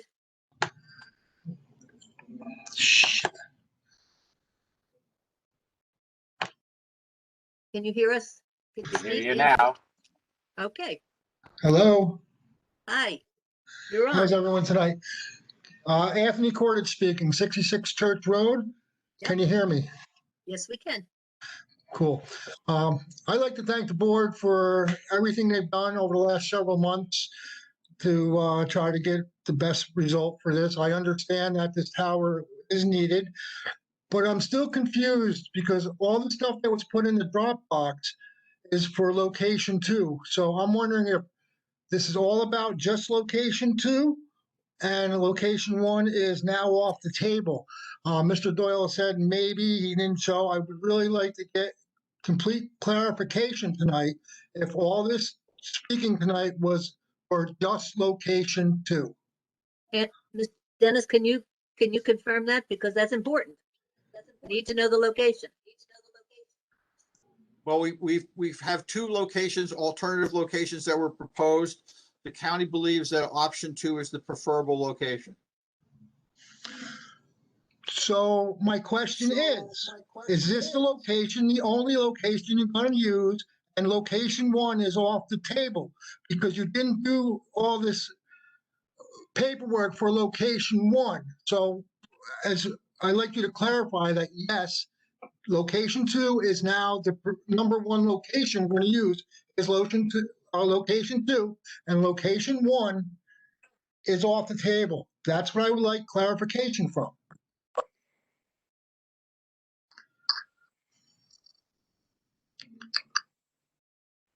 Dennis, can you answer that? Sure, my apologies, I was muted. I thought I did clarify it, that from a county's perspective, location two is the preferred location. And number one is off the table? I didn't say that. I said it's Well, that's where we have to find. option two is the preferred location. Okay, let's- so, excuse me, sorry. So location one, if number two is not a preferred and 3 months ago, number one was the preferred, how come you can't clarify and commit to number two? Because the board would need to know this before they do any kind of vote or talking about it. And without you actually committing to one, you can't leave the other one open. You need to commit to one. That's what it's all about. My sense is that in some instances, that may be the board's decision, not mine. No, Dennis, it's your decision. You're the one you're building the tower, the one that's gonna be Well, the we've location. given you a preferred location. If the board chooses to think that preferred location is not where we should build, and option one is where we should build, then that's the board's decision. Which is the best location to build the tower, Dennis? From our perspective, the county has indicated that option two is the preferred location we would like to use. All right, so submit that as your preferred location, and that's the location that we're gonna be discussing when we finally meet to discuss where this tower is going. Don't leave us hanging Well, when we have to make a choice for the county. That's not, Well, I mean, one of the things that you've asked us to do is to look at alternatives, so we gave you the alternatives. right, and now You you. want me to basically take alternatives off the table? Is that what you're asking me to No, do? I want, No, Dennis. we're at the end of this process, Dennis. We've been waiting several months, as you know, for the final thing. You have obviously chosen the second location as the one that you think is preferable. All we're asking you to do is say, this is where we want to put the tower, and then tower one just goes away. As long That's as you fine can with me. build there. So, Patty, this is Holly. I think the reason you and we have been asking about alternatives is that is part of the Monroe. Absolutely. And so Yeah. it is not our job as the zoning board to pick among alternatives. It is Right. our job to confirm or evaluate whether the applicant has presented alternatives Right. to the site they are requesting. That, just to clarify. Yes. We don't choose. We don't pick. We don't pick that tower sites, Dennis. Okay, So how are you going to answer Anthony Curtis's question? Ulster County preferred location is option two. Okay. Anthony, are you satisfied with that? Okay, on to next. Who wants to speak next?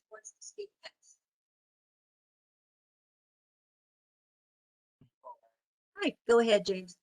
How you doing? I'm the fire chief in Centerville. Yes. So I just want to talk quick about the necessity of this tower. I know that you guys are all saying you're on board, but we really need this tower. So can you guys hear me? Yes. Yeah. Okay. All right. Second, having a little technical difficulty here. So first off, I want to thank you guys for having us on and talking about this. Secondly, I want to really thank the county. Without the county, they're our voice as fire departments and EMS and police. So without them coming on here and fighting our fight for us, we really have nothing. And for years, we've been going to them, begging for help up here. We have failed communications, outdated communications. It's really a safety issue for not only the firemen, but the police, EMS, and the general public. Now, everyone on this board is a Saugerties resident. You guys are out there every day and could get into a situation where you need help. We, as volunteer firemen, want to make sure that we can get the help to the people in the town. So I don't really have much more to say other than we are here to help the town, and we need to make sure that we can do it safely and effectively. Chief, can I ask you a question? Yes, ma'am. Are you comfortable with the 3.0 DAC that says that there is difficulty, that often those messages need to be repeated in order to be heard and understood, whereas the 3.5 does not? Are you comfortable with the 3.0, or is that the current situation where you have to constantly repeat messages in order to be heard or So to understand what's being said? So the current situation in my fire district is I can't go away from my vehicle 80% of the time. I have to rely on being in my vehicle at a fire scene. So for me, if there's any increase in that, I'm going to take it, because at this point I can't walk 5 feet away from my car without not having communications with the 911 center. So One of you my can fire you're okay dealing with the fact that you may not have to have messages repeated several times in order to understand what's being said. If it's an increase in what we have now, I'll take it. We have been Okay. fighting for years and But- years. J- Sorry, go ahead, sir. Yeah, Jim. Yes, sir. I believe what Patty's saying to you is there is an option. There's the 3 and there's the 3.5, which is a better system. Okay. So if you're going through all this here, and believe me, I agree with you 100%. There's no argument whatsoever on my part and the rest of the board. And we're trying to get the best system. We'd rather have the 3.5 where you're not going to have that gap. And that's what Patty's saying. If you had your druthers, wouldn't you want the 3.5? Yes, of course. But we've been waiting for so many years for this that we're at this point. I understand that. I understand that you're desperate to get anything, but we're going through all of this to get you what you need. And if that's all you need, okay. But I suspect from everything that I've heard from other emergency services people, both in person and by email, that's really not what you need. They're saying that you have to hear things several times and you're wasting time. So if you're comfortable with that, I'm hearing you. That's fine. But like I said in the beginning, Steve Peterson and Dennis Doyle have put a lot of time into this, and I feel as the fire chief that they have our best interest in mind. And whatever they're proposing to you as the best system, that I don't know much about radios other than when I pick up the radio mic, I need to know that I'm communicating for safety reasons. Okay. Then they have presented 3.0 to you as opposed to 3.5 and 3.0. You may be able to hear it the first go round, but it might bear numerous repetitions before you could really hear or speak on it. So if that's fine with you, that's fine. That's something I need to know. We all need to know. Patty, that's one. I happen to see Ryan on here, and Ryan is. I was just gonna chime in, Henry. I'm sorry. I was just gonna chime in. Please do. This is I'm Assistant Chief Ryan Harold of the Glasgow Fire District. What's your last name, Ryan? Harold. Thank you. AROLD.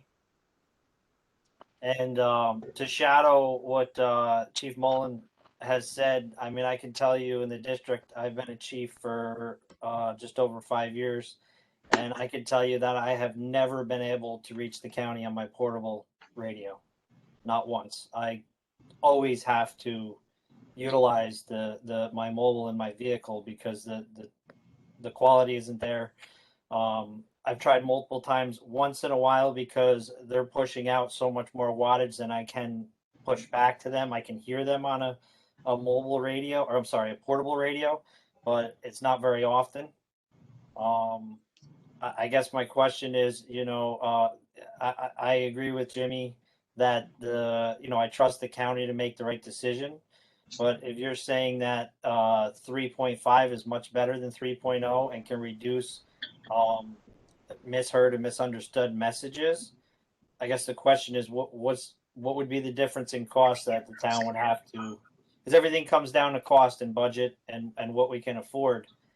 If it's a minimal cost in the grand scheme of things, then I feel that it would be worth it to go with 3.5. You know, because there is, even on the mobile band, there are times when messages aren't clear.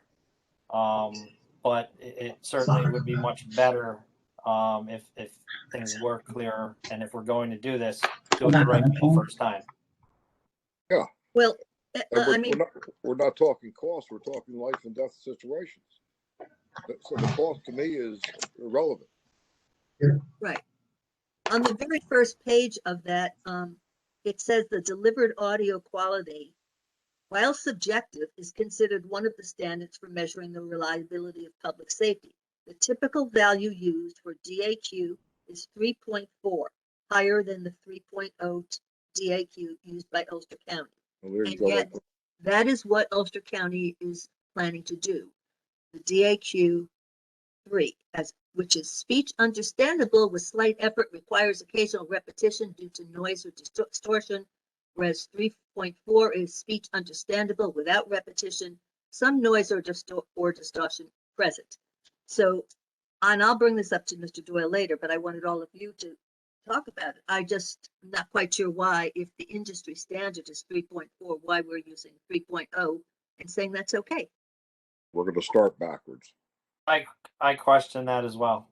If you know, I didn't understand that the industry standard was 3.4. That's what it says in the county's thing. So yeah.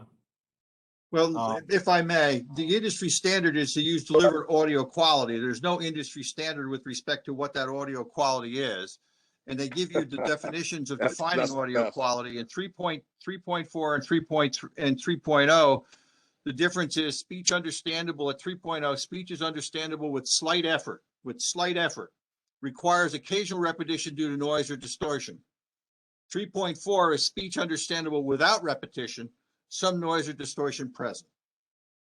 This is Will Massey. I'll also add that analog systems are usually spec'd at DAQ 3.0, not 3.4. Okay. You're the ones who have to use it. I just wanted to hear from you. Next, anybody else? Patty, this is James Mullen. One more.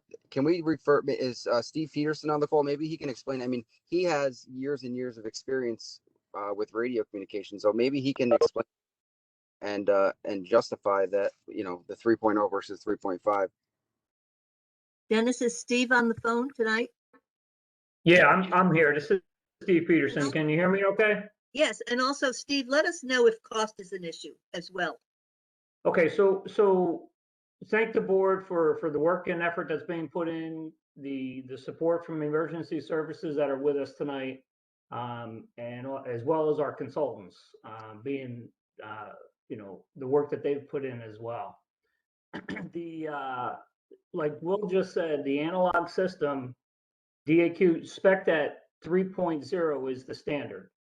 While there may be an occasional repeat, with 3.4, that occasional repeat is a little bit less frequent.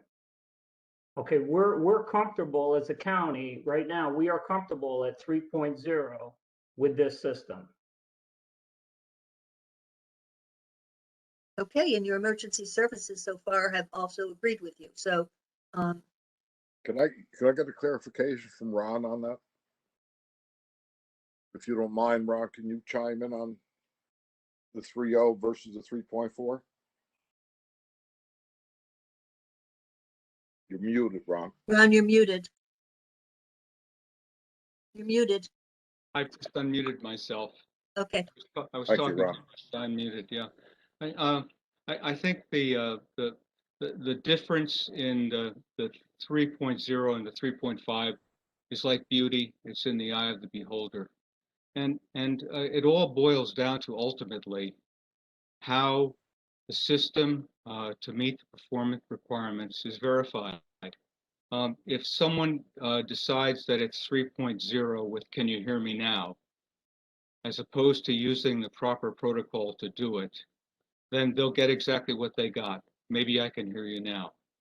The difference in 3.0 and 3.5 is somewhat logarithmic.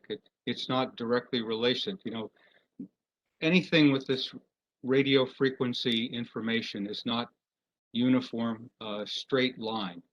1 to 5. Oh, and 4 is better than 3. Indeed.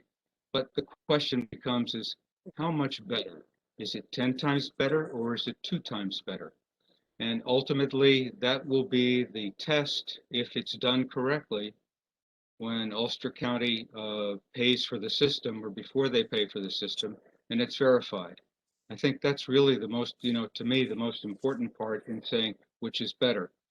It's tough to tell. It depends on how it is defined and how the radio people use it. And if they're comfortable with having to repeat things twice or 2 times, or I didn't hear that, can you say that again? Then it may be trivial, but it's in the eye of the beholder. It is the eye of the people who are using it. And if those people are experienced with that, the 3.5 and the 3.0, I'm not sure if they've ever worked on systems with 3.5 and 3.0. And if they have, then they'll know the differences. But they can only tell ultimately when the system is verified. And that will be the proof of the pudding on this. As I said, I began this by conversation. I have no doubt the system is needed. I just don't want to have them do a system and then say, well, we thought it would work better than that. And I can appreciate what the chiefs are all saying. They're absolutely right. Just you have to figure out exactly what you want. And for someone to say I'd be comfortable with that, then they will live with that then. You know, so Chief Mullen asks in the chat if the system can be upgraded in the future to 3.5. Steve, can Steve answer that question? Yeah, I'm also gonna ask Will to comment on that. I'm sure that we can improve the system going forward if we find that there are still a lot of gaps, we can improve. But I'll let Will elaborate on that. Okay. Sorry, I was muted. I was talking to myself. For analog audio, we would stay at a DAQ 3.0. I mean, that's how the systems are designed for analog. I mean, if you wanted to go digital in the future, we could do DAQ 3.4. But for an analog system, it's very hard to tell the difference between a 3.0 and a 3.4. I mean, really, the difference would be hard to tell the difference between in an analog system because you're dealing with fast fading and things like that where you don't necessarily see that in a digital system. That's kind of why one is 3.0 for analog and one's 3.4 for digital. Okay. Thank you. Next person.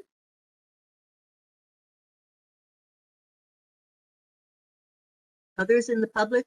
Nope. This is the time to speak your piece. Ask questions, comments. All right, Kevin Drescher. Hello. Good. Okay, Kevin, go ahead.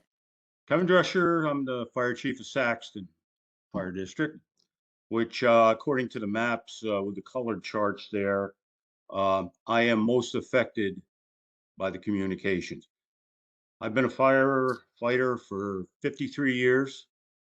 And in that 53 years, we have been to the county, to the town about the lack of communications and the lack of getting the information to us so we can respond to these calls. It's been a problem. It's documented somewhere in the archives. How many times I've met with county executives. We went down there in a body one time, met with Ward Todd.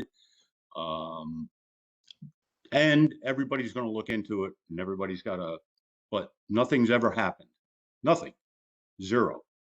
This is a little exciting, to be completely honest with you, because now we have a chance to better protect our citizens, our firefighters, our police, our ambulance. I have been probably, if in cyberspace, if they ever found my voice, it would be out there millions of times. I was on the ambulance service back in the 70s when we had CBs. I was on one of the founding fathers of the Saugerties Police Department full time. and a firefighter for 53 years, 37 years as a police officer. So my radio experience is bar none of anybody that's on this chat right now has not the experience that I've had and the frustrations I had, even as a police officer. Yes, Chief Sinagra is absolutely right. I've been in situations as a police officer and as a firefighter and even an ambulance personnel over the years where I cannot talk to county. Chief Mullen said that he's 80% of the time. I am 100% of the time, nothing with a portable. Absolutely zero zilch with a portable. And mobiles are hit and miss. Even I have areas where hit and miss. I am most of that blue area you see. I am it. And my people up here, my residents, my taxpayers, my whoever, suffer for that. I don't want to have to go to a call and see somebody there that needed an AED. And I live right down the road. It's happened. It's happened. Where I live 2 houses down from a guy that made a call, couldn't get through. I couldn't get the proper dispatch. I could have possibly brought him back. But if I can't get that dispatch, then I can't do no good. I can buy all kinds of fire trucks. I can buy all kinds of fire equipment. But if I do not get that dispatch or that communication, I did absolutely no good. Did zero. And then I got to go to these houses and say, where were you? Why did it take so long for the fire department? I've had that over 53 years. Sorry, I can't get there if I don't know you have a problem. So I am really excited about this because it seems like it might be right there where we can get this communication. It seems like it's right there. I'm not getting yes to death. And I understand. And what I'm hearing here is it's not about the money. Well, then let's do this. What is the negative about it? What could possibly be the negative about putting up a tower? And I don't want to hear anybody saying, well, I don't want to look out my window and see it. You can't compare that to a life. You can't do that. Somebody's property, somebody's mementos. Yep. Or a fireman's life. We rely on radios when we go in a burning building as interior firefighters. We rely on a radio. And if somebody's in there trapped, Mayday, God forbid we can't get them out and can't hear them because of communication, because we don't have an antenna up here, because God forbid, we've had this happen. And I don't want another tragedy in this town. And I don't think anybody else here wants that tragedy. Anybody, feel free, anybody on that board, anybody that wants to talk to me, I'm telling you, barring none, I have had the most years and experience in this town, this is my hometown, of communication problems in all three of those EMS areas, or emergency services areas. And you can talk to me at any time and I can cite specific times where communications has failed. And please do. And I'll be completely willing to do that. I think you spoke to it tonight. Thank you very much. And we have heard from many emergency services people who have sent us emails. All of those are part of the official record on this application. So thank you very much for your comments. Thank you for the opportunity. Welcome. Next. I see a lot of names up there, but I haven't heard from some of these people. Are there any additional comments for people who would like to speak who haven't had a chance? If not, I'll call the public hearing to an end, but you've waited a long time, many months, and I don't want to leave somebody off if they're trying to call in or if you're muted and you can't hear. Patty, can I just say something? Who is this? Joe? Randy Ricks.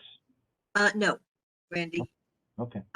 Not that I don't want Randy to speak, but Randy is a board member and he's recused on this. And because he was not a board member at the time. So, but you have, again, you have also let us know in writing your views on this.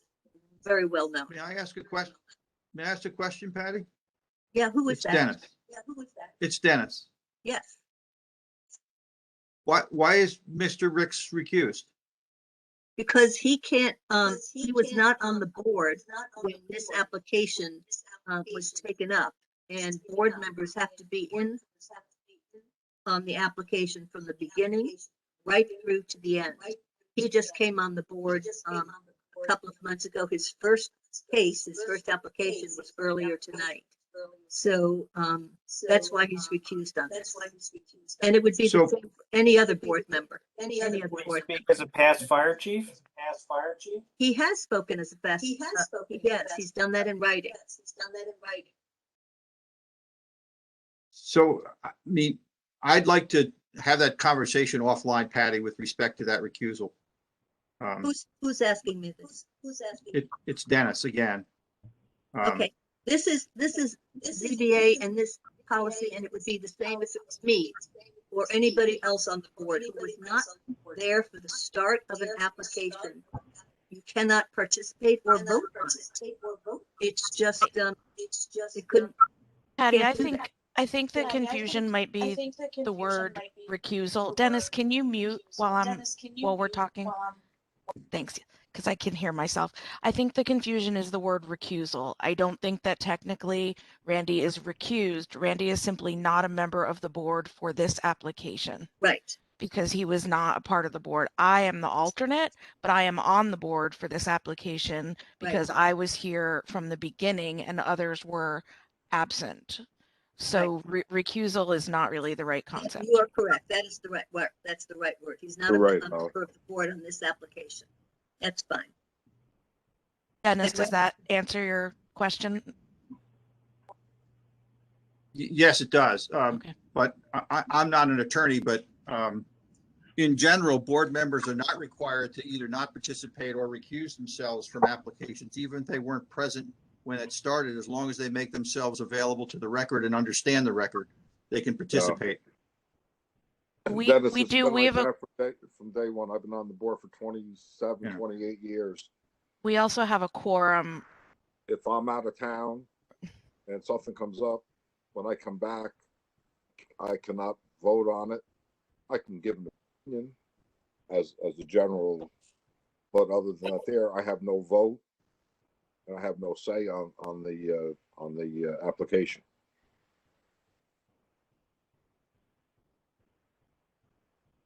I hope that explains it, Dennis. We're not trying to make Randy into a special case. This would be the same thing if it was Tim, who wasn't a member of the board when this application came up. But before he came on the board, Randy did contact us and did give us his views on this in writing. And they were very similar to the views that the rest of you have given in emergency services. So I don't want this to get into an argument, but this is the way the ZBA works. And it's just to make sure that we're following the procedures as they are written. Patty, just as a quick comment, those on phone seeking to unmute themselves is *6, but also I see a John Kraft put something in the chat. To let people know, I will be capturing the chat as part of the official record. So if anybody else has anything that they don't want to say, that they want to write it out, I will capture all that. Anybody else have anything to say before this public hearing is brought to a close? I see a Aiden Hughes, raised a hand here. Aiden? Yes, can you hear me? Yes. Yep. Good evening. Thank you for your time. My name is Aiden Hughes. I've been a 24-year veteran of the local fire service in both the Saugerties Fire Department and the Mount Marion Fire District. 5 years of which I served as assistant chief in the Mount Marion Fire District. I just wanted to echo the concerns and comments regarding or from the other chiefs tonight. In 24 years, I've seen things ranging from humorous to irritating to almost tragic in terms of poor radio communications, lack of being able to speak to the county, lack of being able to speak to each other, lack of being able to hear the dispatch as to where we were going. This is an issue that very much affects the areas in the village of Saugerties, just as it affects Chief Drescher up in Saxton, Chief Errol Den in Glasgow, Chief Mullen in Centerville. It is great to see that something's finally, hopefully, going to be done. It's been a long time coming, and I do hope that it gets to, comes to fruition before somebody, God forbid, is hurt or there's a delay in resources being dispatched. I can tell you in regards to the portables, my last several years as assistant chief, I stopped carrying my portable for the county altogether because it was simply just a waste of time. I relied on other people being close to a piece of fire apparatus if the county was trying to get in touch with us, which isn't the way you should operate when you're trying to make decisions and also that other person is trying to perform tasks at the same time. And just one final comment in regards to the 3.0 systems versus the 3.5 systems. I'm not a radio expert. I echo Chief Mullen. I just need to know that when I need to use that radio, I'm hopefully going to be heard on the other end. But I think the one thing just to keep in mind is right now we're not just dealing with issues of repetition, We're dealing with issues of no coverage at all or not being able to hear at all. And I, for one, if I can get past that non-coverage issue and, may have to ask somebody to repeat a message to me once or twice, I'll take it. It's like the person that's desperate for money saying, being told you can take $10 now or $20 a year from now. I'll go for that $10 if it helps. And that's it. Thanks again, and I hope everybody has a good evening. Thank you. Okay, so I'm just going to call out. I see Bill Harrison is online. Bill, if you have anything to say, now would be the time to say it, please. Or Andy, 11. These are people who are. Bill, are you there? Yeah, Patty, can you hear me? Yeah. Did you have something you wanted to say? I was just listening on this one, and I really appreciate everybody's comments. The only thing I would say, and again, I appreciate Ron's expertise and his questions, and as far as the phonetic testing and all that, I think that's important. So, when this thing actually goes into verification.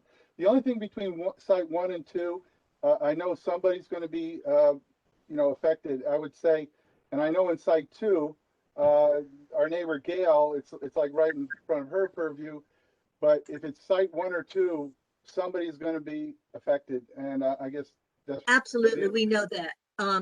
But we put this out so that the people who are going to be more impacted by site 2 would have an opportunity to see it, and, read it, and be here tonight to express their views on it.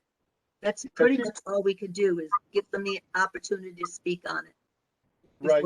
Yeah, I was just going to say she doesn't have the technology or anything to do it, so I was just basically proxying for her because she doesn't have a computer and such.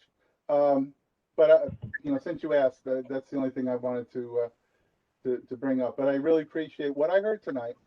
Okay, well, Bill, if you see her, please let her know, and then tell her that if she has something she wants to say to the ZBA, she should send an email in or a letter to us if she didn't know about it because she's not has this technology. Okay, just let her know. Will do. Thank you very much. And tell her not to wait too long. Yes. Okay. I will. Thank you. Thank you. Okay, going once, going twice. Anybody else in the public?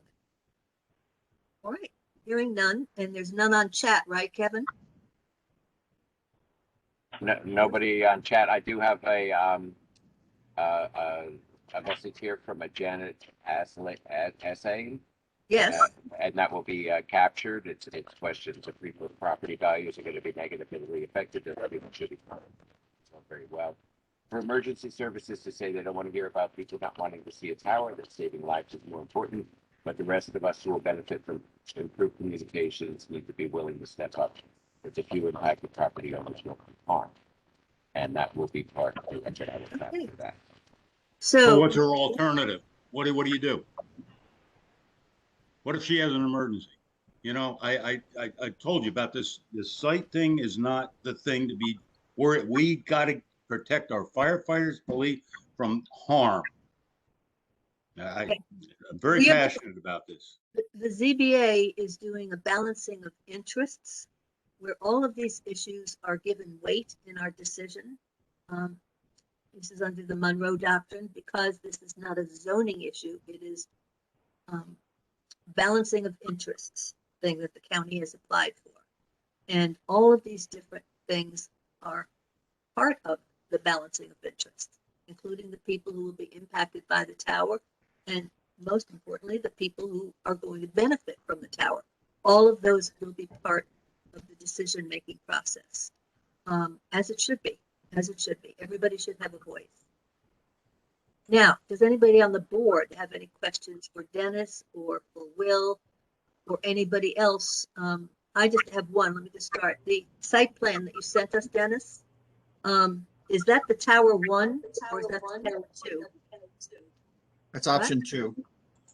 That's option 2? Okay. Yes. So that's the site plan that we're going to be using. Yes. Okay. Okay. Well, with some, you're going to be using the site plan to make the balance of public interest test. Yes. It's not site plan approval. No. We're not. I just wanted to make sure that we were looking at where the tower is on the site plan. That's all I wanted to make sure. Okay. So it is the one that is. Let me open this thing up. Because this still shows on the site plan 180-foot tower. Yeah, we made the change after the site plan. It doesn't change the location. I'm not sure what you're looking at since I can't see it, but we did send you in that documents. Yeah, the Ulster County overall site plan. Yeah. -102. In the documents we sent you. Yeah, in the documents we sent you, we do, and you do have a site plan showing the location of the tower. Okay, just when you get a chance, because this will go into the records of the Gotcha. ZBA forever, we should know the tower height and it should be correct on the site plan. Okay? Okay. That doesn't change the distances that you originally had talked about. There's no issue with those, right? That's correct. Okay. So does anybody else have any other questions? Yes, Patty, I'd like to. Go ahead, Henry. Henry, I think you're muted. I'm okay now? Yeah. Okay. I just want to clarify something. Yes. I'm hearing from all the chiefs and all the first responders from Kevin about the need. I think I can speak for the board. There is no way, shape, or form that we don't all agree that the need is there. Myself personally, I think I try to do it in the beginning of the meeting, and I've been saying it all. If we're going to do it, I want to see the best system available. I don't want to hear about how much this costs, how much that costs, because you can't put a price on someone's life. I was in the fire company for a bunch of years. I still am, not active, but I've also been 35 years on the road, snowstorms, blizzards. Kevin can attest to that there. We've met on a bunch of accidents.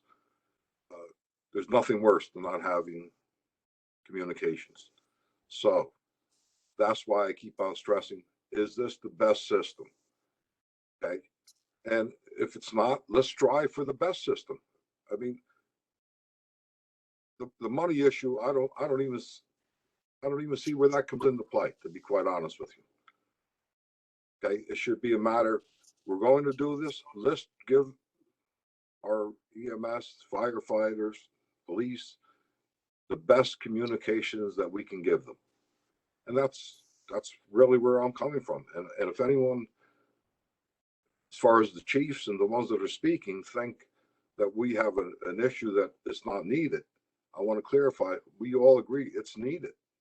I'm pushing now, let's get the best system for them. And then I'll just address one other thing, since it's come up so often. I'm not on social media.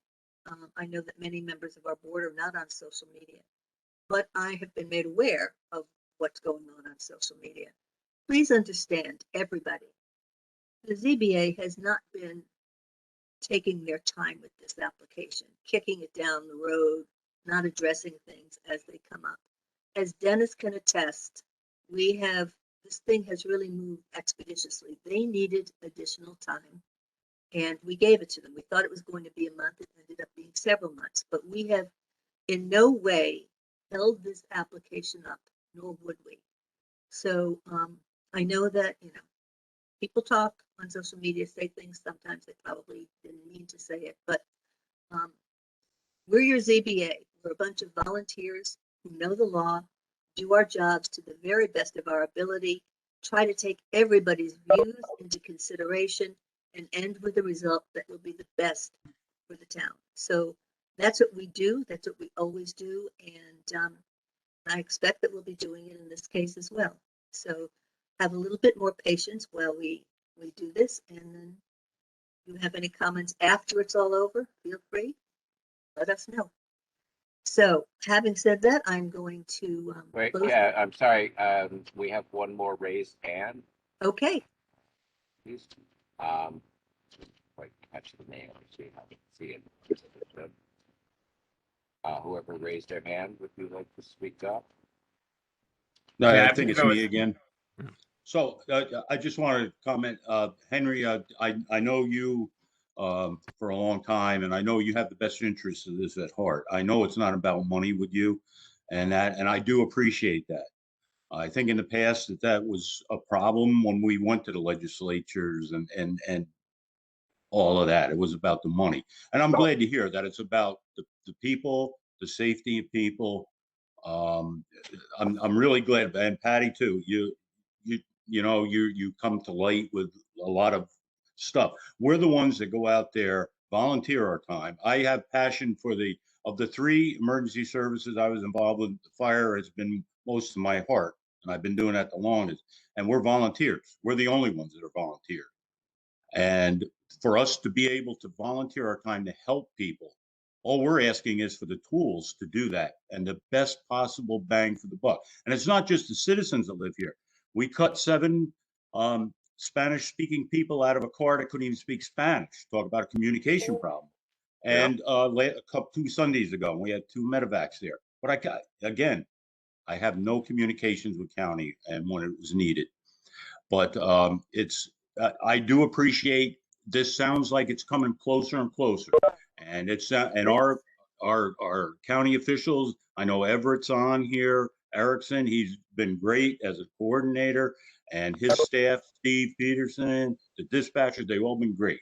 And just give us the tool, give us the tool, give us the communication. And if it takes a tower, then that's what it's got to take. And there's no way getting around it. I think that's the only answer to this thing is a tower. Okay. Thank you. Thank you. And we love our fire Patty? departments. Yes, Patty? Joe, is that Joe? Yes, it's Joe. I just want to say for the record, I totally concur and agree with what Henry said and what you say. And I believe what we're trying the best we can do for the town in these situations. I've been a fireman for 50 years, and I agree totally with the need, and I know we want to do the best for this town. Thank you. And for the people that live in that area, they have concerns as well. So, as we do these deliberations, we always have to remember that there are people that are impacted by every decision we make, good, bad, and it's never 100%. So we want Patty. everybody. Oh, go ahead. It's I Holly. just want to make sure that everybody understands that everybody is entitled to speak their mind. Everybody comes with their own perspective and where they live and whether or not it's going to be close to them. That does not make them bad people. They're going to be impacted by it, and they have a right to speak about that and the impact on them. So, and the fire departments and the emergency service, they are impacted in more ways than we can ever imagine. And so, our job is to come to a decision that will work, and that's what we're going to work on. And we'll do the very best we can. I can promise you that. Holly? Tonight it seems like most of the people in the neighborhood did not appear, but they have been here in the past. Yes. I agree. I fully agree with what everyone has said. We need this town needs this system, and I think those neighbors also agree that we need this system. Yes, no one disagrees. My family has been in the fire service for decades, so I understand. I would, of course, when my dad would go out to a fire, I would want to make sure he had the right communication to be heard as well. But the neighbors also have a valid concern because while the whole town is going to benefit from this tower if it is built, the neighbors in the vicinity of the tower are being asked to bear the brunt of the aesthetic and potentially property value detrimental impacts for the rest of us. And so that is why the balancing test exists, so we can hear everyone and take into account their concerns as well as the whole town and the fire service and the medical service concerns. That's the Nobody, job. I don't think anybody would say this is not needed. I haven't, yeah. Okay, so anybody else? This is it. Do I have a motion from the board to? I just Who have else? one quick thing. I had asked the question before about the cost. Who is talking? Who's talking? Assistant Chief Harold from the Glasgow Fire District. Yes. And it was relayed to Steve, and we never heard of the cost difference between the 3.0 and I guess it's 3.4 or 5. I mean, my only concern is, does the county ever have any intention of switching from analog to digital? And, you know, would it make sense to prepare for it in the future? It seems like analog might be something that, you know, we're hanging on to that could possibly go away at some point. So, you know, that's why I'm asking. That's why I asked the question about the cost involved between the difference of doing the two. Sorry, Steve? Chief. Yeah, this is Steve. Chief, sorry I didn't, give you a proper answer to that. This actually puts us in a position where we can move to a digital system if we choose to do that in the future, right? So if coming out of all of this where we're headed right now, if the lack of communication could be improved in the future with a digital system, we're prepared to do that with the equipment and the technology that we're putting in place at this time, if that makes sense. Okay, but the way that it sounded was that the standard for digital was the 3.4, not the 3.0. That's why I'm asking what the difference in cost is, if anyone knows. So you say you're preparing for it, but you're preparing for it by putting a system up that's underrated for what you might do in the future. No, it's for an analog system, 3.0 is the standard. If you want to move to a digital, 3.4, 3.5. We could be in a position to do that if we wanted to or needed to in the future. But digital communications within the fire service, we know is not optimal, and there's a lot of studies out there that it's not the way to go for the fire service. Okay. Okay. I had a quick question for Steve here. Sure. So are you saying, Steve, right now we could not jump straight to a digital system from where we are right now? We would have to go to the 3.0 first. Is that what you're saying? No, I'm not saying that at all. Okay. Thank you. You're welcome. Anybody else? Yeah. Patty, I just got one question. Is there a way that we can see the negative feedback like that you got? I don't know what the opposition or who would be opposed other than their property values. Is there a way to get that data? Who is asking this? Kevin Drescher, Chief Saxon. Oh, when you say negative, what do you mean? Well, you said you got some feedback from the neighbors that would be impacted there. I would like to know exactly what their impacts are. Well, it was their And concern. how will we get that information? Some of it is on the chat right now, and you can read it yourself. And Oh, okay. So, I mean, a lot of it has to do with the property values. A lot of it has to do with the view shed. You know, they have With a what? view shed. The view shed that, you know, Oh, the look view out. shed. Well, yeah. And Okay. then a lot of it in the earlier days, just so a lot of the fire people don't know this. You know, back in the 80s, there was a tire dump. I'm sure the fire departments know about it because it took It's years. right in my district. Yep. Right. Well, it was this particular group of neighbors who spent a decade working tirelessly every angle they could with state and local government and county government to have those tires removed. They never gave up. It was horrible. It was an environmental, a health mess. It was just an awful thing. So they finally got that done in the hopes that something lovely would happen to it. It is a residential area. And nothing did. And now they've got the tower. So their first instinct was disappointment. Let me put it that way. And anybody with a heart could understand that because they worked so hard for such a long time to get this done.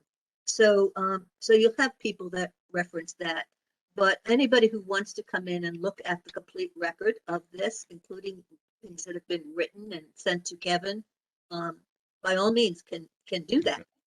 I mean, it's part of the record, and we don't make any. I well remember the tire dump and the health, Right. but this is also a health issue. And nobody, you know, Thank even you. those people recognize that. But when Well, they first I know. started, What do you balance? How do you make everybody happy? but you're not shouldn't assume that they're not balancing that. You shouldn't assume that they're against this, all of them. People react emotionally, as we all do, to things that happen right in our faces. So, and then it's been months, and people have participated, and people have toned down, and some of the other people from the fire services have toned down a little bit, are not so angry. And I think tonight's discussion was really good, and I think everybody's views were heard. People wrote in their concerns for their properties, and I would urge you to read them. And they're certainly not negative in the sense against the fire companies. Not So in that sense. I'm just saying I'm the most affected by this whole thing. My district is the most affected. Mine's the most colored area up there, and it's frustrating. So that's my frustration. So if I sound frustrated, I am frustrated when I can't talk, when I need some in an emergency situation, and I get nothing, zero. It's not good. Not good. We get it. We get it. 53 years of it. We understand that. Thank you. We're going to do our best. So I'm going to, may I have a motion from the board? Just one last comment as a area resident here for over Yes, 35 Bill, years. please. You're one of those people that lives right there. Yeah, and again, it's been said many times, and we're all totally agreement that we need a solution. From the very beginning, we just wanted to know Mount Airy Road, what our options were there, and why that wasn't considered, 10 months ago. And it kept getting like, well, because it's not on the table, and that was our issue. It's not that we don't need a tower, but the placement of the tower when we already had a tower on Mount Airy Road. So thank you, Patty, for hanging in with us and really appreciating where we're coming from. None of us, obviously, we're going to benefit from the tower because we're in Quarryville. That is, going to get coverage. Our Saxon Fire Company is our fire company. So the point is, where is the location of the necessary tower?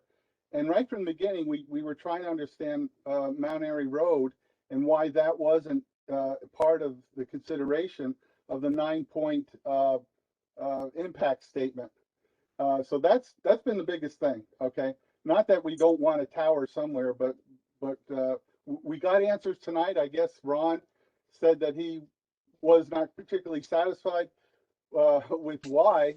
But nonetheless, if Mount Airy is out of the contention, so be it. And again, we appreciate everybody's statements here. And that's all I just wanted to say. It wasn't that we didn't want a tower. We just make sure it's placed in the Never best thought you place. said that. Never thought for a minute that you said that. So thank you. Yeah, thank you, Pat. I really appreciate the board's work on this. Thank you so much. So we'll try this again. Can I have a motion from the board to bring this public hearing to a close? I'll make that motion, Patty. Tim, you'll make the motion. Can I have a second? I'll second. It's Joe. Joe, any discussion? The only discussion I have is to ask Dennis Doyle to please just send me a corrected site plan or our files that has the tower height correct. Okay, Dennis? Fine, fine, If Patty, that's- not a problem. Is there anything else? Is there anything else that you No, I think that was the only thing other than the discussion of the DAQ, which has been well discussed tonight. So, The other thing, Patty, that never got resolved, and the question's been asked 3 times already, is the difference of cost between the digital and analog. And all I heard from, and I don't know the gentleman, well, that's not the way to go. It's the analog is the way to go. Well, analog to me, and believe me, I'm not big on tech. That's why I refer everything to Ron. But digital is what's. But they're not ready to go there yet, is what they're saying. They're prepared to do it in the future, but they're not prepared to do it now. I want to know why they're not ready to go there. I mean, that's my question. I mean, if that's the latest technology, why would I want to start with, a 1954 model when I can have a 2021 model?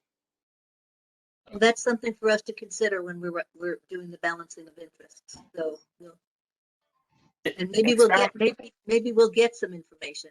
I have no idea. It seems like no one wants to answer the question. All right. Henry, it sounded to me like the analog, the difference in how much better it would get wasn't as great as it was with the digital. But I'm still wondering what the cost difference is, because even if it means that you could have 10 transmissions that you could hear out of 100, is it a $4,000 cost or a $40,000 cost? I don't know. That's why I asked the question. Ron, I'm gonna pick your brain. But wait a second, we are in the middle of the public hearing thing. Are you want to make this all part of our discussion on closing the public hearing? Well, I think the public would have the right to know. I mean, as far as what if there's a better way of doing things, why not look for it? And that's what I'm hearing, but I'm not hearing. And the question has been asked: what is the difference? Why is the analog so much better than the digital now? Maybe I'm off base. That's why I want. Ron is my go-to guy. He knows. I don't know.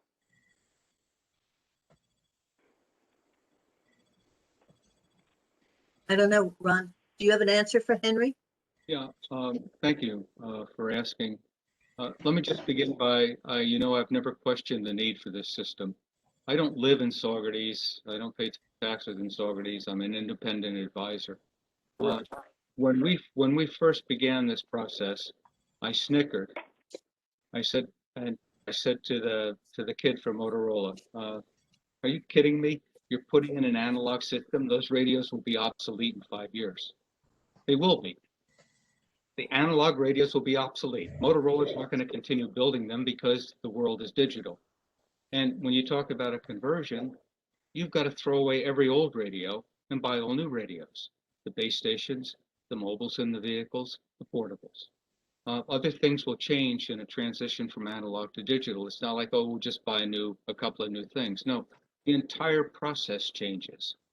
And I was, as I said, I kind of snickered. I couldn't believe it that in 2021 someone was putting in an analog system. But in talking to the county, I understand that quite frankly it costs less to do that. A digital system will cost more and may actually require another site. You don't go from 3.0 to 3.5 just by going from analog to digital. You're going to have to add something else, whether it's new receivers somewhere, new locations for receivers for the portables, or whether it's a new main site for transmission. You do what you have to do. You live within your budgets. Will this system work? I only hope that the county, Dennis, I only hope that your contract requires a robust analysis and demonstration of your requirements. and not can you hear me now? Because it happened in my town in New Fairfield, Connecticut. They put in this system and I objected to it and I was shot down because I didn't know what I'm talking about. That's fine, you bet. I'm not a fireman. But when they did the test, they drove around and they said, can you hear me now? Yep, I got you. I hear you 5 by 5. Yeah, right, fine. Let's get to some complicated things where I'm giving directions in the field. I want you to take this truck over there and do this. What was that? I didn't get it. I didn't get the whole thing. There is the difference between a 3.0 and a 3.5, perhaps. It is very subjective. I only hope that you do that. The system will work, and it's not going to cost you as much money as a digital system. But don't just think that to change from analog to digital is going to be, oh yeah, we'll just do that in a day. No, you basically throw out every radio that you have because every radio will be obsolete as it almost is now. But you need it now, so you can't wait. And I appreciate that fact. The guys need it. You don't have coverage. I said you have a dearth of coverage in the service. I hope you can get it, and I'm not against it. I just would like the best for everyone there. And my experience is that you get the best and then you can live with it for a long time. But you need it now. So you need it now, you've got to do it. And I can only wish you the best of luck and hope that your whole analysis of the system when it's complete is robust and you hold them to the fire for every point of that 3.0, okay? And try to get 3.1. I wish you the best of luck in this. And by the way, it's been a pleasure with working with all of you. I hope that I've educated you a little bit about what's needed in these systems. It's different from cellular, but you'll get it done. You'll get it done, and I can only wish you the best of luck. And it would be nice to be digital, but right now, you'll be doing for at least 5 years. You'll be doing analog. So enjoy, guys. Thank you very much. Ron, thank you as always. This is Will Massey with Motorola. I do want to make one point. Who is this? Will Massey with Motorola. Okay. The radios and the base stations that we sold with this project are digital capable. They're just going to be operating in analog mode. Can't hear you. They are digital capable. Can't understand you. We can't understand you, Will. Yeah, I can, he said basically that the radios and the base stations are digital. They'll be operating in an analog mode. They're digital capable for future use. Okay. Then why not?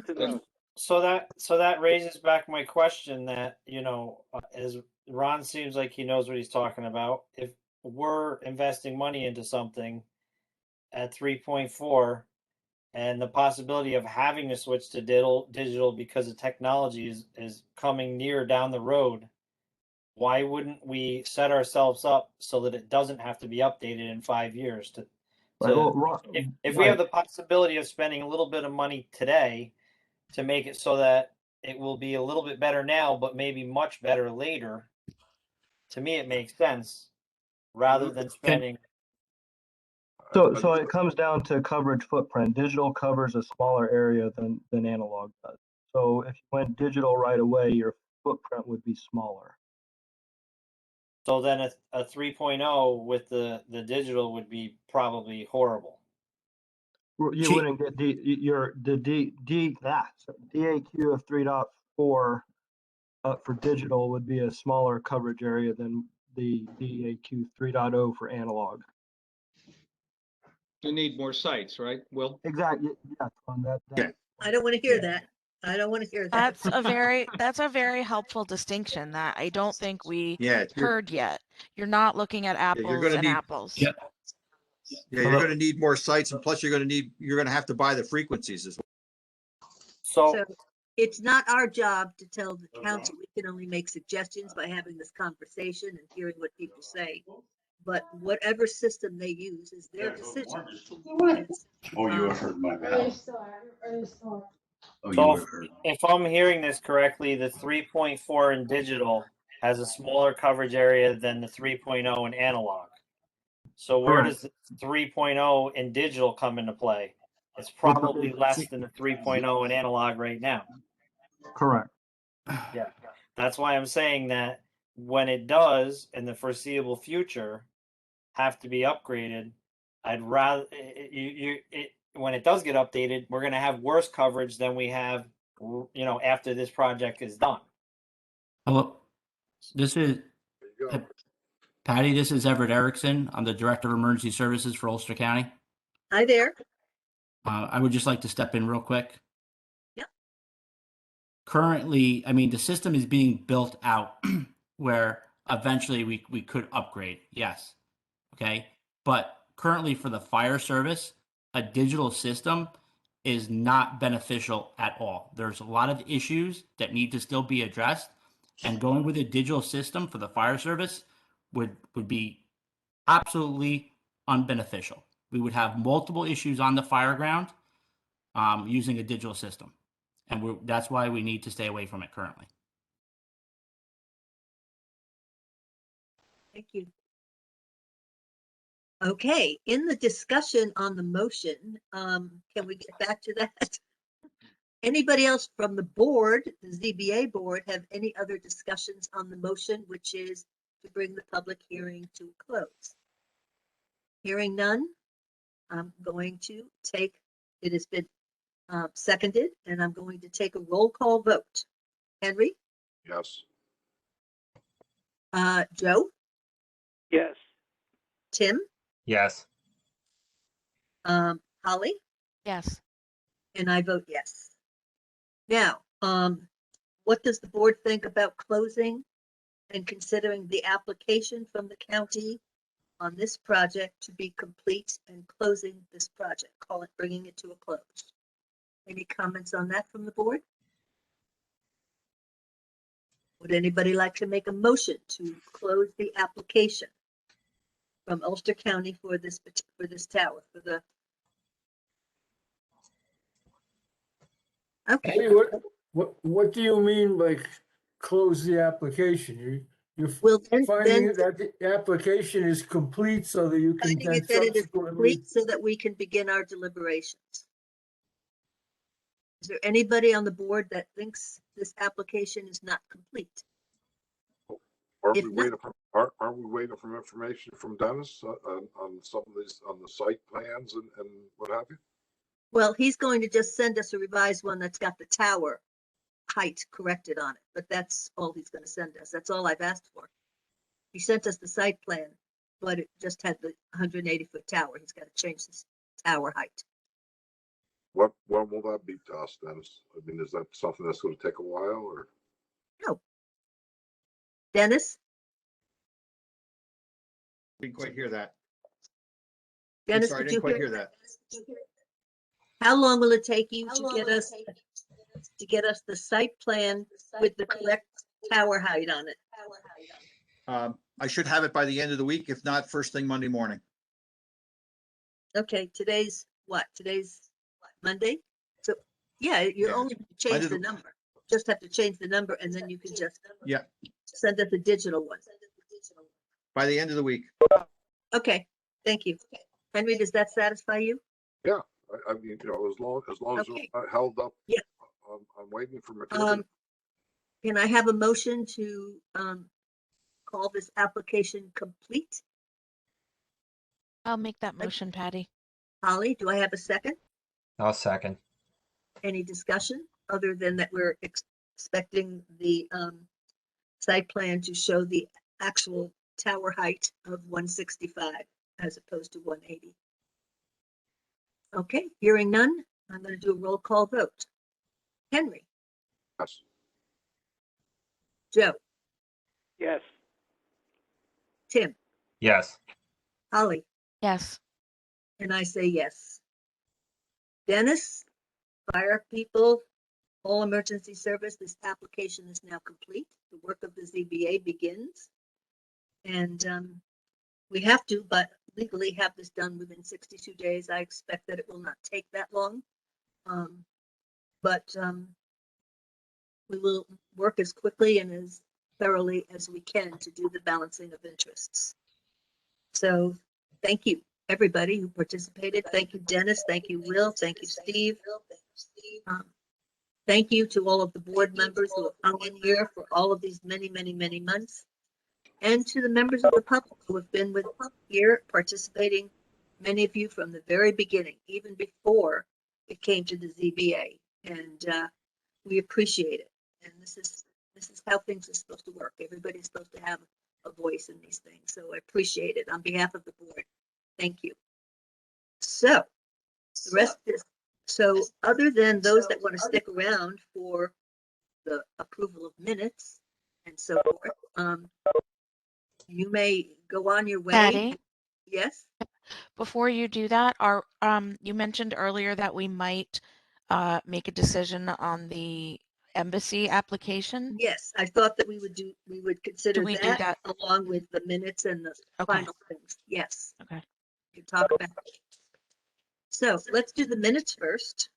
Patty, yeah. may I interrupt, please? I came here, I'm representing Tom DeSimone. This Tom project was, yeah, I That's put not- the application in 2.5 weeks ago. You're scheduled for August, the August meeting. I wasn't told that. Kevin, did you get in touch with Mr. DeSimone? No, there's been no communication with Mr. DeSimone. You let him know that he wasn't on this agenda, correct? That's correct. Right, okay. That's not what I was told. Did you not see the agenda when I went up through it at the beginning of the thing so that you didn't? No, I got it today. I got the agenda today. Yeah. I didn't have an invite, and today I called up. Yeah. Spoke to Kevin. Kevin gave me the invite, and it was Kevin who I spoke to a couple of weeks ago, and he gave me the date for tonight. That's the reason why I showed up. So Okay, that was a it's going to be in miscommunication. August. No, You will be on the agenda for August, yes. correct. We knew that we had too many public hearings tonight and it was going to go very late, so we didn't want to give you short shrift. So you will be on the August agenda. I'm sorry that there was that mix up. Okay. Okay, sorry, Mr. DeSimone. No, that's Dan McCarthy. Hi. I'm sorry, Dan. Okay. Good night, folks. Good night. Night. Good night, everybody. Okay, so let us discuss, first of all, do you want to do the minutes first or do you want to talk about the embassy? It's up to you. Your call, board.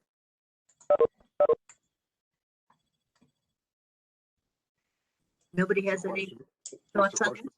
Let's do embassy Do first. you want to do the minutes first or do you want to discuss the embassy Starbucks application first? Let's do the application first. Okay.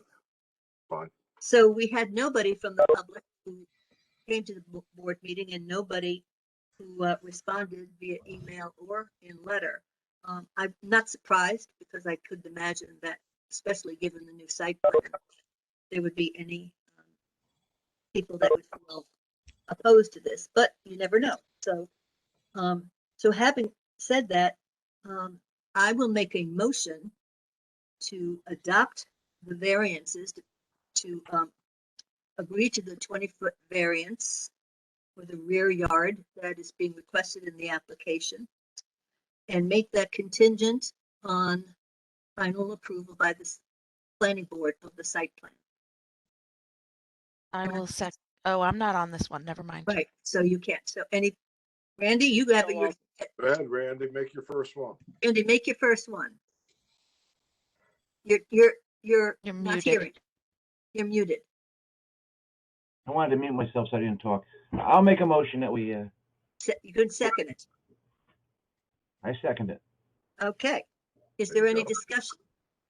I have some questions that need to be asked and answered by the board first. As you know that when we do these applications for area variances, we have to weigh our decisions against the detriment to the health and safety and welfare of the neighborhood and also how it will impact the business as well. So these are the questions that always need to be asked and answered. Will the benefit, whether the benefit can be achieved by any other means feasible to the applicant? Anybody want to comment on that? He actually made as far as traffic wise, right, safer, Yes, So in that respect, it could not be done any other way. he didn't contribute to anything to harm. He actually contributed to help a situation. Right. Okay. So the next question is there going to be an undesirable change in the neighborhood character or detriment to nearby properties? No. No. I don't know. No. If anything, that property has been vacant for an awfully long time, and I think people will be really glad to have something put in there. Okay. Whether the request is substantial, which means that it's asking too much. No, considering the surroundings, considering what he has actually helped traffic wise, the residents and traveling public benefit from what he's doing. If anything, he's helped the situation. Right. He didn't go over and above. He didn't ask for more than the planning board said he needed. Basically what was needed, correct? Right. Whether this request will have an adverse physical or environmental effect on the area. None whatsoever. No. None. And whether this alleged difficulty is self-created. This one is relevant, but it is not determinative. And I personally feel that this was not self-created. He went in to do a business. The planning board has helped him to do it better and something that will fit. And so I don't think it was self-created in any way, shape, or form. I agree. Does everybody agree with that? I agree with that, yep. Yes, I agree. So now that we've answered all these questions, I will take a roll call vote for this. You need me to repeat the motion, Kevin, or do you have it? I got it. Okay. Roll call vote. Henry. Yes. Joe. Yes. Tim. Yes. Randy. Yes. And I vote yes. So the motion has passed. The variance is granted. And we will write this up and send it off to the person who's representing Embassy and send it off. Kevin. Tara's here. Oh, great. So then you heard that. Yeah. And we will get that to you within 5 days. We'll also let the planning board know because they've got a meeting coming up. And Kevin, you also will send it to Lisa, the clerk. Yes. Okay, so pretty darn good. Got a lot done. Now for the minutes. Has everybody had a chance to read them? Any changes to the minutes? Anybody want to make a motion to accept the minutes from June? I'll make a motion to accept. Do I have a second? Second, Pat. Good. Henry seconds. And we can just do a raise your hands and say yes. Yes. Okay. Yes. And Joe, you have to say it out loud. Okay. Yes. And I say yes. So we are agreed on that. This meeting is over as far as Kevin. Kevin, you can, we haven't got to motion to end this meeting, to adjourn the meeting. Can I have I'll a make second? the motion.